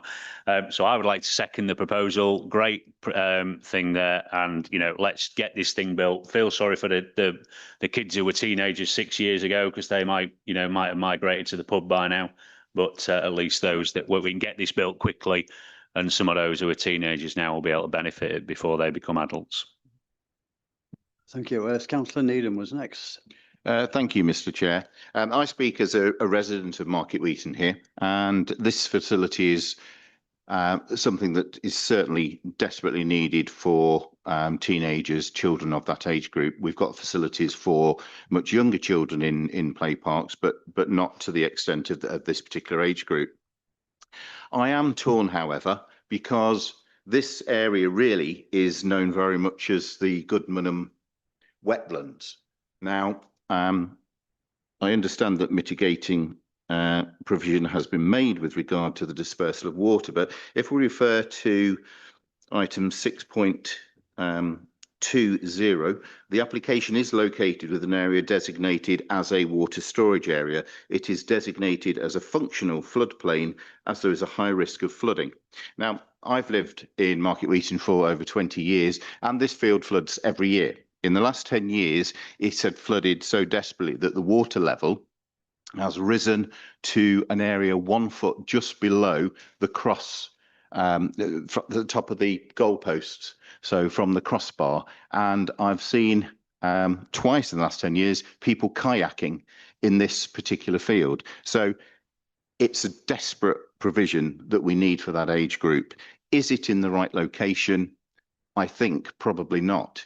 I'm very concerned about flooding in this particular area, and I'm trying to balance this against, you know, the provision for young people because there is so little to do. And sadly, the Acorns has recently failed, which was supporting a youth group within Market Weighton. So it's getting that balance, and is that provision sufficient enough to clear those water levels because, as I say, it's basically subject to excessive flooding and over a number of occasions to the detriment once in the last 10 years where Goodmanham Road was actually flooded and closed also with that. So those horrendous floodings, yes, granted, don't appear on an annual basis, but it is flooded. My stepdaughter used to play football for a team there, and quite often they had to seek alternative provision for their home games when they were based there. So I have got experience of moving location at the last minute when it has been flooded. So I just really want to seek some reassurance about the level to which the water disposal is taken care of. Otherwise, it will remain, I would think, Goodmanham Road wetlands. Thank you. Councillor Robson, you were next. Thank you, Chair. I think I'll just carry on listening to the way things are going. Thank you. Next on the list was Councillor Meredith. And you were definitely on the next on the list. Thank you very much, Mr. Chairman. I keep just beating Councillor Gill. I'd do better in the Wild West. But no, so I've done a lot of homework on this one. As the chairman of the Environment Committee for the last few years, as a member of it for 10 years, I'm very, very well versed with flood risk across the East Riding. And we even at our last full council had a big debate about Yorkshire Water, about flood management. So this is something that has been a keen interest of mine historically in a strategic capacity across the whole county. So the first thing I asked the town councillors members that I spoke with was, what measures are there in place for management, for clear up? What I didn't want to do was see something approved that became a detriment to a maintenance budget. I'm told there's £16,000 allocated by the developers to a specific ongoing maintenance, and that actually with regards to the pump track and the such, that aside from maybe a quick sweep, they don't perceive or expect that there will be that much of a mess to clear up after any flooding incidents. My second question to them was, why is it in a flood area? And their answer was simply, that's the only site available. It's within the A1079 boundary. It's well screened, as was mentioned by Councillor Hammond, in terms of visibility from neighbouring properties to prevent antisocial behaviour, but not proximity to them to affect the residential amenity of the people that live there. So aside from the flood issue, it's not only the best, it's the only really viable site they can put there. Secondly, and as Councillor Needham's just said, there's already football pitches there. The only way you can measure if the water gets to a crossbar is if there's a crossbar there. And actually, Sports England demolished the changing rooms to make room for this. So there's been an awful lot of work and developer contributions and commuted sums and engagement with outside bodies and third parties to get to where we are now. I mean, that's why Councillor Carey's had to leave the room. He's been part of that journey, therefore he's prejudiced and can't take part in the debate or vote. Do I like it? No, not really. I side with Councillor Needham. There's concerns about this that I'm not overly enamoured with. Do I think it's a fantastic provision, like Councillor Hopton and Councillor Bibb said? Absolutely. And 6 years, honestly, I don't know what they're eating in Market Weighton, but Councillor Gill and I have been trying to get a pump track in Brough for 9 years, and that application is still on its way to strategic planning now. So they've eaten their Weetabix in Market Weighton because they've done it in 2/3 of the time. So ultimately, is it ideal? No. On balance, is it brilliant? Yes. Will I support it? Absolutely. And just the last point on the subject of flood risk, I've asked a dozen people about the history. I've heard everything from twice in living memory from someone who witnessed World War II firsthand to every year and everything in between. The best average I can come up with is probably once every 3 or 4 years the field floods. Seems to be the average analogy from what I've got from the people on the ground. And I trust Yorkshire Water statistics about as far as I could sink them. So I'm going to take the local people's word for it on that one, Mr. Chairman. Yes, you wanted to come in on that one. Yeah, members have finished on the flood risk. It was just a point Councillor Needham raised about being concerned, obviously, with development and a functional floodplain. If you look at paragraph 6.25, refers to vulnerability, and the MPPF talks about vulnerability of uses in functional floodplains. In this case, outdoor sports is a land use that is allowed in a functional floodplain, believe it or not. It doesn't obviously talk about the expense of cleaning up, development that is in a functional floodplain. That is not a material planning consideration, but it's in planning terms, this use is acceptable. It's not a vulnerable use; it's an acceptable use in this location. So, just wanted to clarify that, Chairman. Thank you. Councillor Healy, you're next. Thank you. Yeah, I was going to ask the question you've just sort of answered, and I think it's sort of clear in 6.24. And obviously the sequential test has been applied here, and it appears to me that it's here or nowhere from what I can see, if you're going to put this facility in Market Weighton. I think the principle of it is absolutely first class. I agree with Councillor Bibb. This is important. This is youth provision. We've just done a very successful youth centre in Beverley. And I think you have to get to the point where the benefits need to be weighed up against the risks. Getting a football pitch flooded every so often is kind of something that happens in a lot of football pitches across the county and the country. I don't think that the risk is worthy of a refusal of the planning application. I think it's where it is. I certainly Councillor Stevens raised this point. It's probably not in the ideal location, but if it's there or nowhere, then I think it's got to be there, and I'll be in support of the application. Thank you, Councillor Healy. Right, Councillor Gill, you wanted to speak, and then we'll. Yeah, thank you, Chair. All my questions have looking been at answered. It was really my concern about what expense would the council have to pick up when it floods, because it mentions in the report about the construction should be flood resilient. I presume we have to trust and leave officers and engineers to make sure that it is, so we're not picking up the bill. That's my only concern, but otherwise I don't want to be a person that's poo-pooing leisure and such facilities, as Councillor Meredith already said. You know, we need some in Brough as well. So I'm for it, but I would really like to double emphasise that as a condition, if possible, to eliminate any future expense. Right. I think everybody's certainly had their chance to speak on this issue, so we'll go to the vote. But a proposal from Councillor Bibb, seconded by Councillor Hopton, for the recommendation it be deferred for the submission of information about the species and habitats. And we all, if you wish to vote on this one, all in favour of officers' recommendations?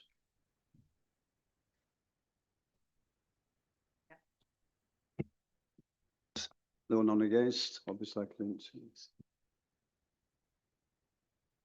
Right, that's been approved. Thank you very much indeed. Thank you.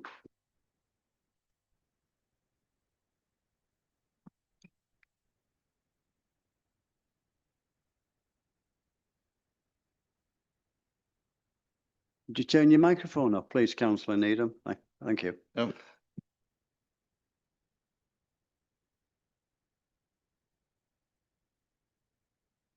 Right, moving now on to agenda item number 7. Yes, thank you, Chairman. This is an application to make variations to a plan application that was approved in March this year, which was for the change of use of the building and using it for maintenance, repair, reconditioning, manufacturing and assembly of municipal vehicles. The application is to change the hours of operation condition number 1 and remove the drainage condition. There are no updates, and recommendation is set out on the agenda. Thank you. Thank you. We have one speaker, Mrs. A. Walker, objector.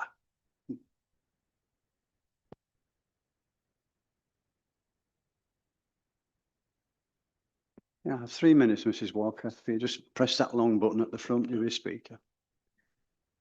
Thank you. Good afternoon. This statement represents the agreed views of all combined households and residents of Booth Ferry, a small hamlet situated down a single track lane which leads straight onto the riverbank.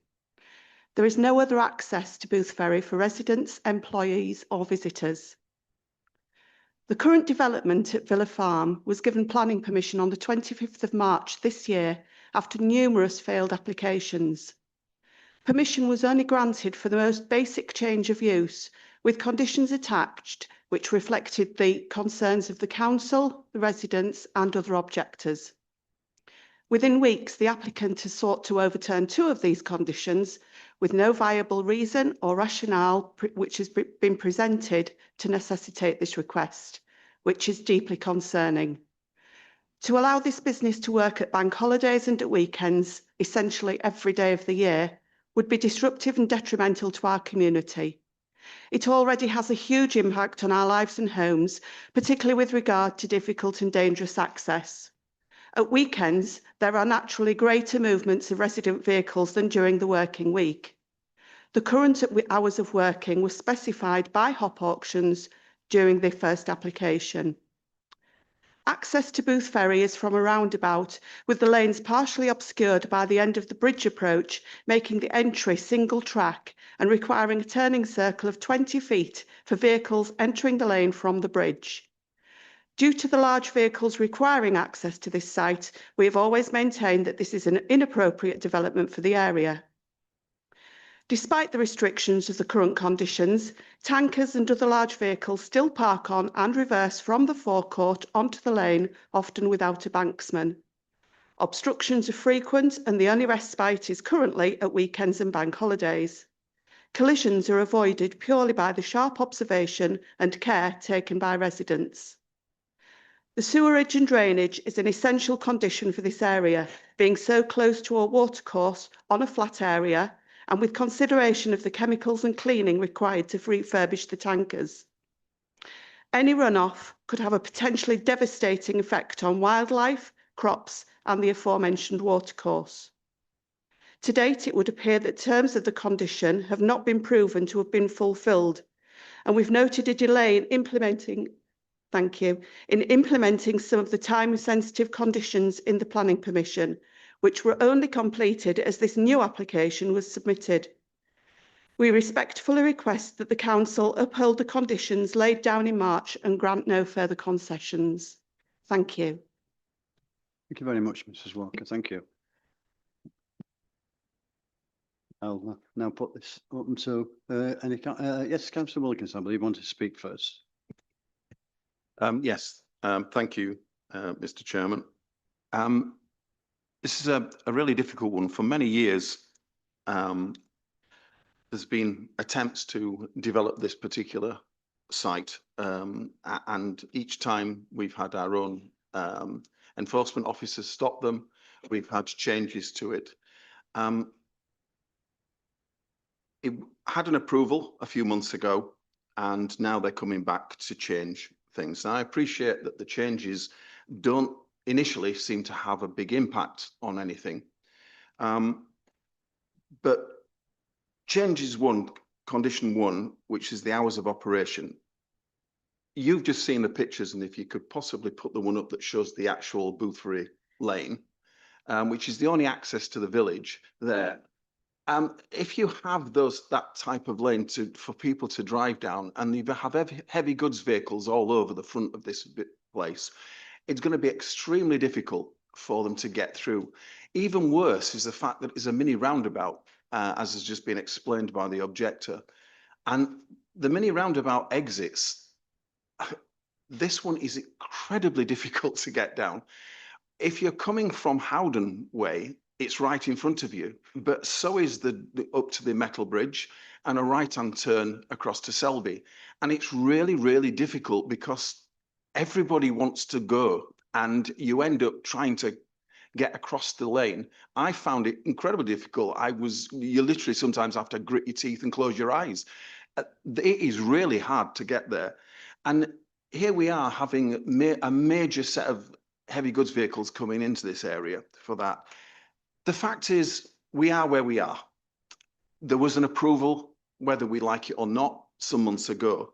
But now we're talking about changing conditions to increase the amount of hours that they were doing and using every single day of the year, including Christmas Day, if they wish, to block off this if they bring vehicles out. Is that really acceptable for the single access to a village? I don't think so. Yes, I accept the fact that they had conditions in place that said they can work Monday to Friday. I'd even probably accept the fact that they could now squeeze and ask for Saturdays in a short period of time. But Sundays and every bank holiday, how much do they want here? This is going to have an impact on the local people that live around here. Whether we like it or not, it's going to have an impact. On top of that, we have condition 6, which is drainage, and I accept the fact that we asked for specific details on drainage in the previous application, and now we're saying that that particular drainage, because of the flood risk assessment they put in, that those details have been provided.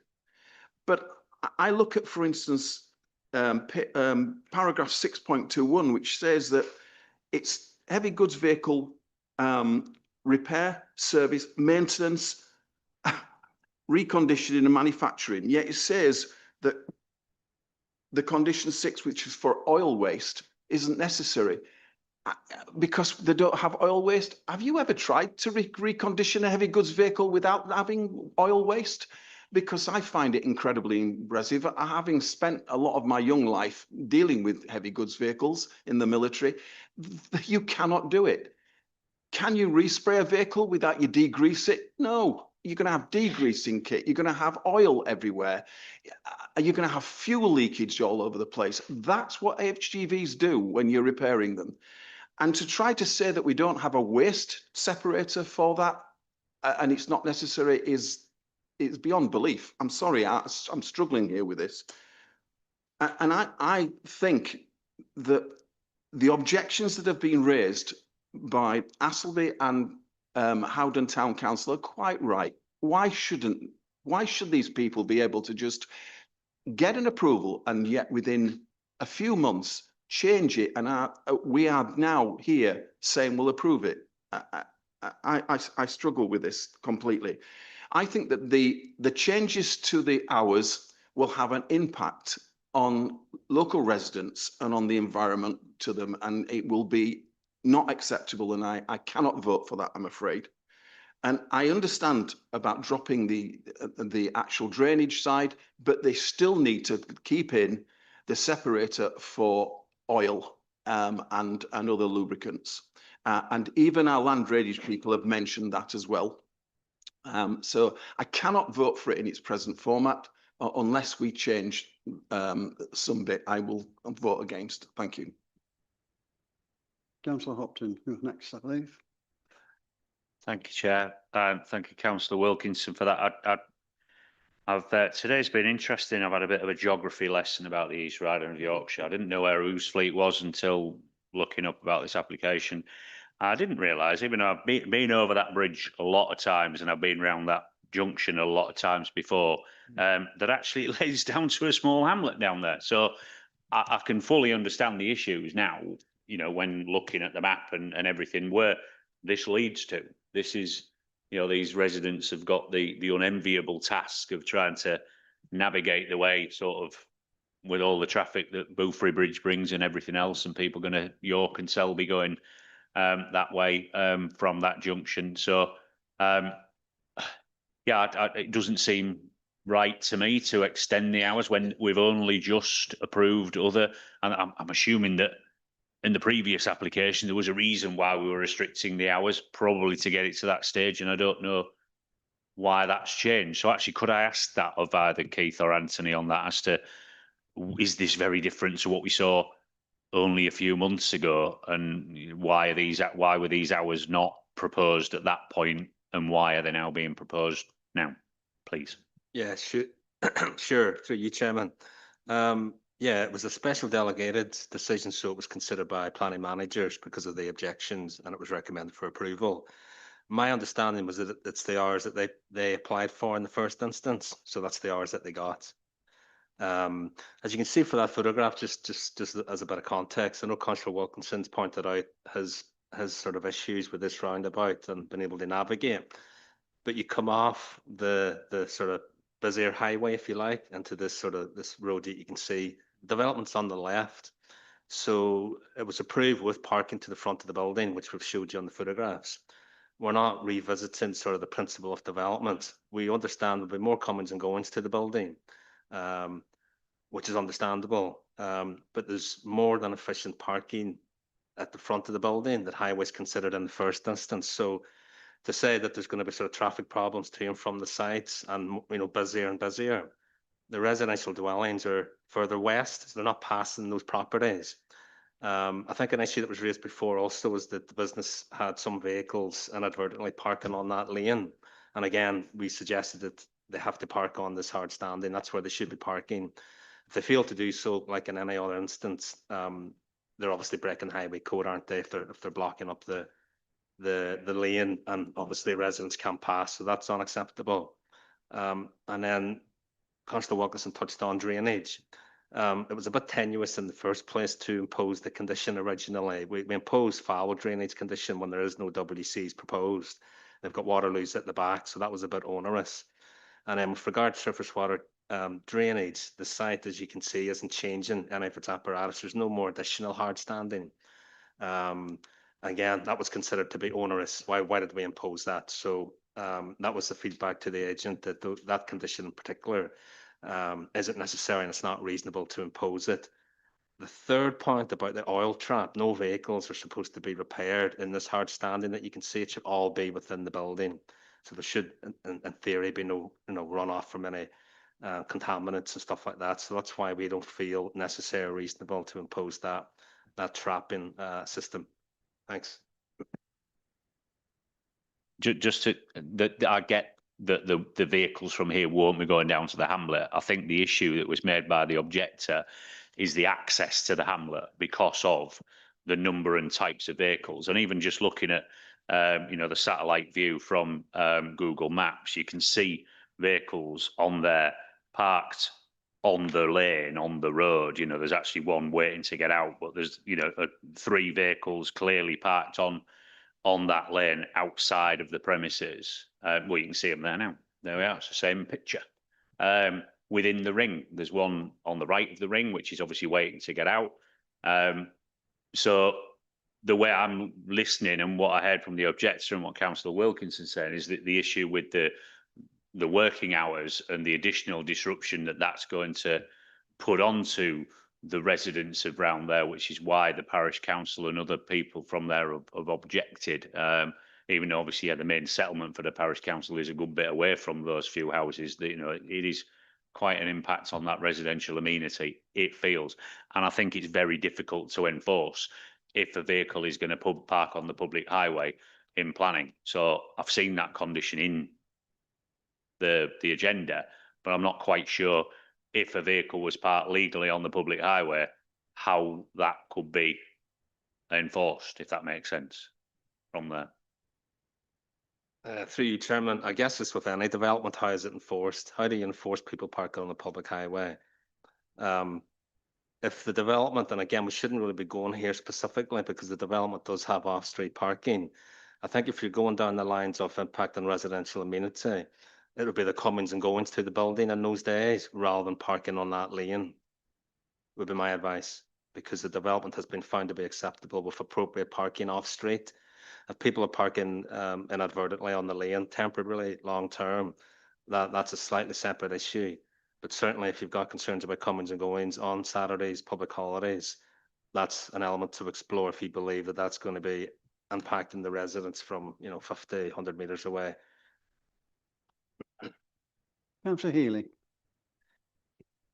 Thank you, Chairman. Yeah, I looked at this morning when I agreed to come to today, but my overriding thought was, well, this is a damn cheek. I mean, this is a planning application that was passed in March with conditions attached, and quite clearly on the opening hours, the applicant hasn't got what they wanted. I don't know what they put in the first place, but clearly, it's a process of encroachment, isn't it? Let's say we just want to do Monday to Friday and then we'll come back and do more. That's, in my opinion, that is completely unacceptable. And I can understand the residents' concerns about that. And on the drainage, again, I thought this is very odd because they're wanting to remove condition 6. And that condition says that within 3 months of the date of the decision, which presumably was 3 months from March, which is June, which is just gone, details of the works for the disposal of sewage and discharge of surface water shall be submitted to and approved by the local planning authority. And the approved foul sewerage and surface water details shall be fully implemented within 1 month of that. Well, I just assume that they haven't done that. So let's just take it out. Let's just remove it. We've not done it. So let's just try and vary the planning application so that we don't have to do it. So at every level, to me, it feels wrong. It feels as though it's undermining a legitimate lawful decision of this planning committee. And I would not support it in any way. Thank you. So, thank you, Councillor Healy. Councillor Gill, you're next. Yeah, thank you, Chair. Yeah, I've got a couple of questions and a comment actually, and I'm not trying to be funny or facetious here, but question one is, does the council deal with this company? Because they do sell municipal vehicles, and I'm familiar with the site and the sales operation, and this is obviously the repair side. Does the council deal with them? And if so, would one on your side need to declare an interest in that fact, as we would do as councillors if it was the other way around? Through you, Chairman. Yeah, I don't think that's material from a planning point of view. I'm not aware of anybody in this building that's going to make a decision. Just a question. I'm not trying to. That's the answer. The planning issue we've got here is the fact it's the extended working hours. So that's what I'm going to comment. Councillor Wilkinson's given a very good, accurate summary of the problems this may well cause. Yeah. So, and that's what I'm going to comment on. So it was just something that crossed my mind. I couldn't resist, but yeah, I'm familiar with this site and this little lane, and I think it's unacceptable, and I think extending the hours beyond even lunchtime on Saturday, I think, and bank holidays, I think, is a bit of a no-no. So it's something I'm not going to be supporting. But thank you, Councillor Robson. Thank you, Chair. Sometimes at this committee, we approve of applications on condition that certain criteria are met. And the only reason why we approve of these applications is because of the fact that these conditions will be met. If it then turns out that these conditions are removed by variation, that totally undermines our position, not only as a planning authority, but as a committee. I find this really quite disturbing. I don't know how many applications that we've approved only on the basis of certain conditions being met that have since, behind our backs, been watered down. I totally agree with Councillor Healy on this, that conditions are laid down for a reason, and varying these conditions really undermines our planning process unless things have changed. If circumstances have changed, in other words, say there's a condition for a fence that has to be made of a certain wood and that wood is no longer available, for instance, or something of that ilk, then maybe so, but nothing's changed. And those who use the planning conditions as just the beginning of a negotiation are really undermining our whole system here. So I vehemently oppose this change in working hours for that reason, and I will second what Councillor Wilkinson has proposed. Councillor Wilkinson didn't actually propose anything at all. Oh, well, in that case, I will propose refusal. Well, he wishes to do so now. And hopefully he'll second me. Yeah, I'll second that, yeah.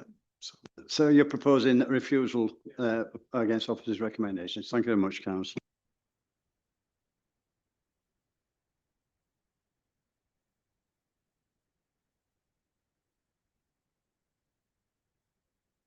Right, I think we've all had our say. Oh, sorry. Yes, please. Sorry, Chairman, just to wrap up then, the reason for refusal I have that will be on the notice of decision is primarily to do with additional comings and goings to the site, and the implications of that is the adverse harm that the residents to the west in Brough would experience.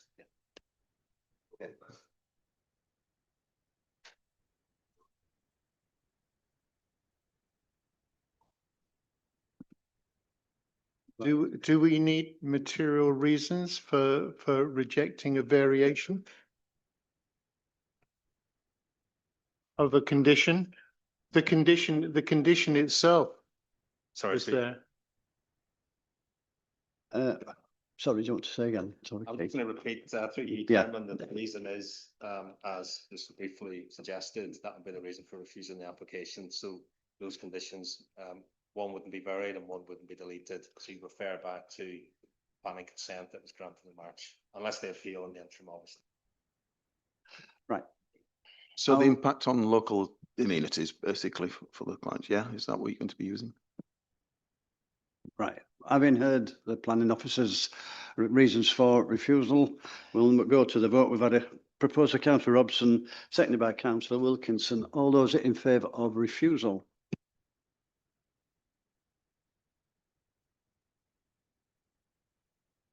That vote was unanimous. This planning application has been refused. Thank you very much indeed.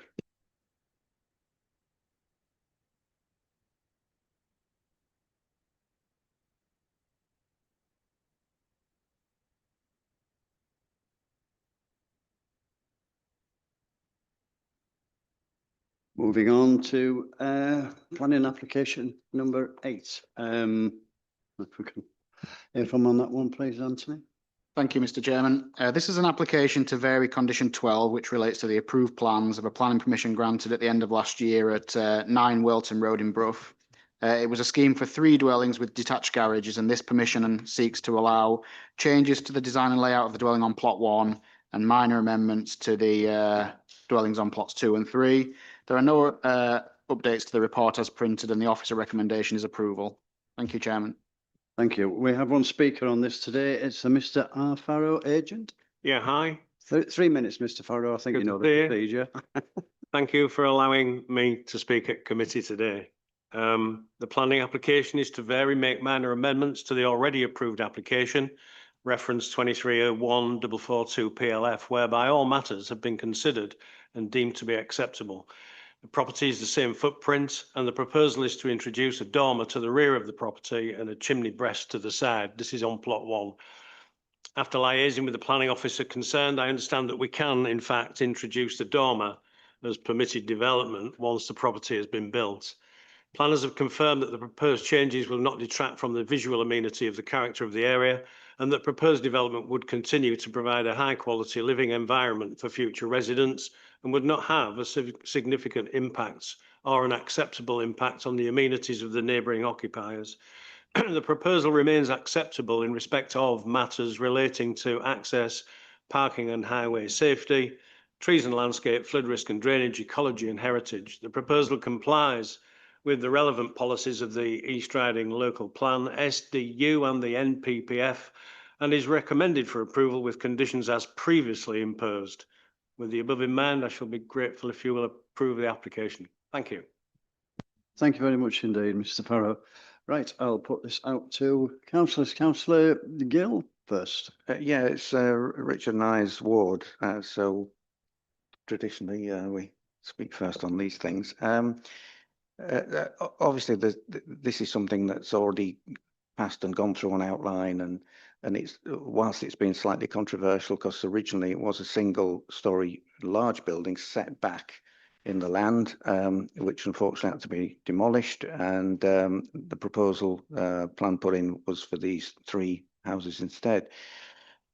So initially there was some initial objection to that from residents, particularly, as you can imagine, from the neighbour, which is showing on there at number 7. I've spoken to that lady before. I didn't express my particular way or opinion on it, but she has informed me that she has liaised directly with the case officer on several occasions, and subsequently things have been agreed to their reasonable satisfaction. So that's all I've got to comment on at the moment. Richard may have something different, but that's where we are on that. Thank you. Thank you, Councillor Gill. Councillor Meredith. Thank you, Chair, and thank you, Councillor Gill. Very much sort of a double act here. I mean, if you look at the map there, you can see that the area is characterised by larger plots, houses in more open space. This is either in or adjacent to a conservation area. I believe it is within the conservation area, sort of on the northern boundary to it. And so I actually spoke against this application originally when it was first here, because two dwellings on site, yeah, I could have accepted that. 3, to me, was overdevelopment and an overbearing nature and an undue sense of enclosure, especially to the property to the west. That ship has sailed. That seems to have been a theme for today's meeting. So ultimately, I can see why the town council referred it back here. They're still angry about it. And Councillor Gill and I are lucky that this is coming August, and I hope they've forgotten when we see them in mid-September, because I'm not going to oppose this application. I've done that and I lost. I'm not going to fight the fight again because that fight's concluded. So do I think the changes make any material difference? Absolutely not. In fact, if anything, I think they improve the overall quality of the buildings, as Mr. Farrow's just said in his presentation to us. I like the idea of the bifold doors at the back. I prefer the dormer to the skylights. Everything else is so inconsequential. It was described to me by planning officers as not being worthy of anything more than, I think, a non-material amendment was how it was phrased. So without the dormer, it wouldn't even be here. So do I like the site? No. Do I like 3 houses there? No. Am I going to fight it? No. But am I going to approve it? No. Councillor Healy. Well, if Councillor Meredith isn't going to approve it, I shall move accordingly. And the analogy of the ship sailing is a good one, but clearly the town council need to understand that as well, because their objections seem to be reliving the past battle, reiterating previous objections, which clearly isn't appropriate. But you know, they have a voice, and I can understand why they would say that. And it appears to me, from what's being proposed, that this is minor in nature, and it is where it is. So I'm happy to move approval, Chairman.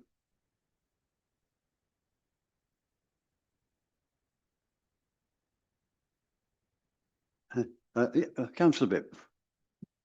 I've literally written down just what Councillor Healy said, but he got in before me, so I'm happy to second his motion for approval. Thank you very much indeed. Yes, Councillor Hopton.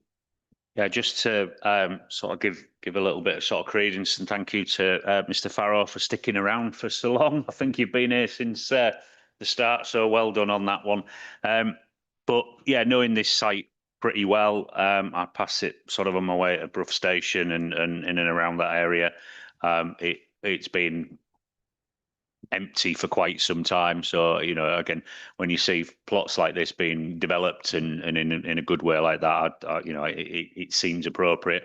It does feel like it's not impinging too much on 7 to me. That's in the diagonal away from the corner, lots of greenery around there. And it's a long way away from what in the top left-hand corner, number 4 as well. So, you know, based on that, along with other developments in and around the area, I'm not actually too sure where the comment about overdevelopment of the site comes from, to be honest. We've seen decent sized properties with decent sized gardens and good use of the space. So, yeah, I won't say I'm going to third it like Richard did earlier, but you know where I'm coming from. We'll have the last comment from Councillor Hopton now. Sorry, Councillor Robson, and then we'll move on. Thank you, Chair. I've got 2 particular bugbears. You just heard me ranting about the previous one regarding misuse of conditions. My other bugbear is calling something into committee and then not even bothering to show up to defend what you're objecting about. So for that reason, and for that reason only, because I couldn't care one way or the other, I'm actually going to support this application. Thank you, Chair. All right, councillors. We'll go to the vote. The vote is which has been proposed for approval by Councillor Healy, seconded by Councillor Bibb. The application be recommended for approval with conditions set out in the report. We'll now go to the vote.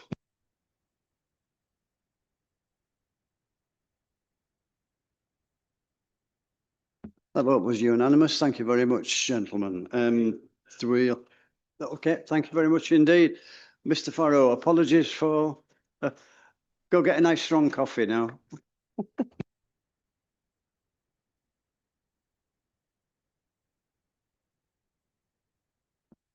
Excuse me, Chair.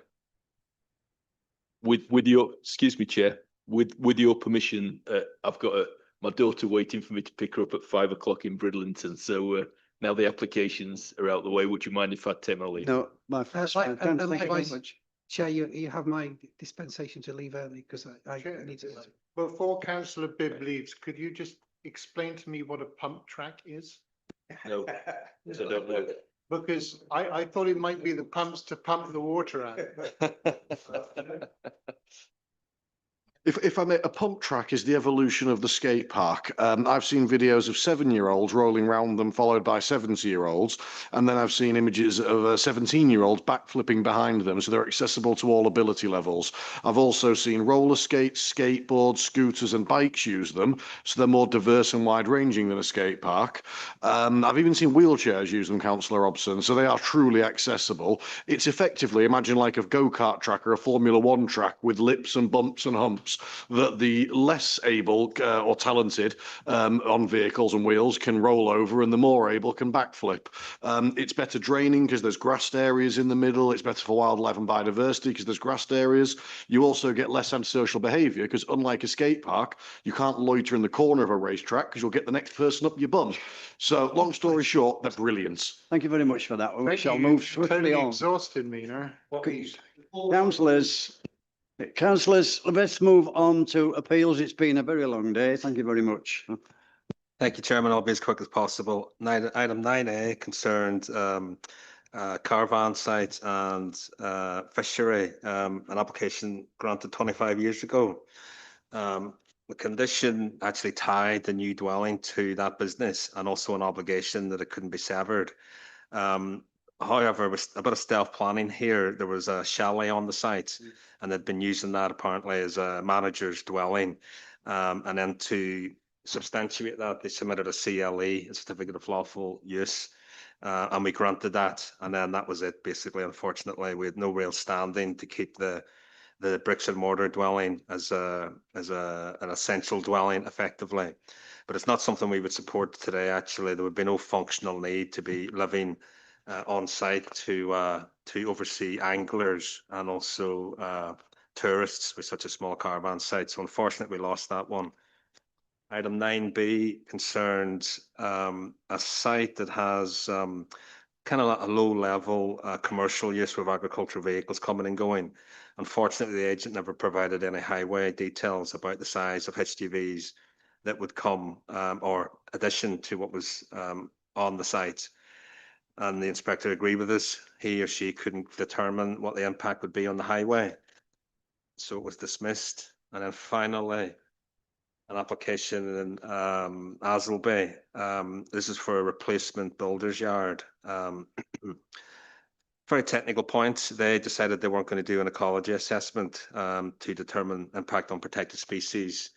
And effectively we refused it on that, and the inspectors agreed with this that we can't determine the application unless we have that information. So I suspect they'll review the situation and resubmit with the ecology information.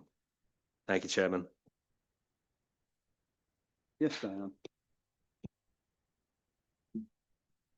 Oh, yes. Yeah, members, I'm so sorry to raise this again, but I really have to. If you get materials in from applicants, agents, or anyone else that's coming to committee or not coming to committee, can you please make sure officers get a copy? That video thing earlier, I've been in a High Court situation where materials were sent to members and the officers didn't see them and there were materials for the outcome, and it can put us at some risk. Now, it's not your fault if members, whoever sends them doesn't send them directly to the officers, but please send them to officers so we can deal with them. You can get fake information, people can manipulate stuff, and I don't want decisions to be taken on fake stuff because it puts us at real risk. Okay. I would say rather than 12 copies from them, maybe easy to send to one of the Brough office staff. Yeah. Well, sorry, my man. Yeah. Rather than 12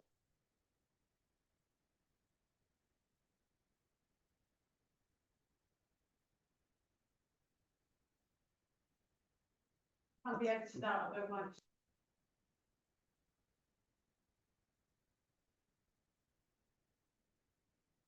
Thank you.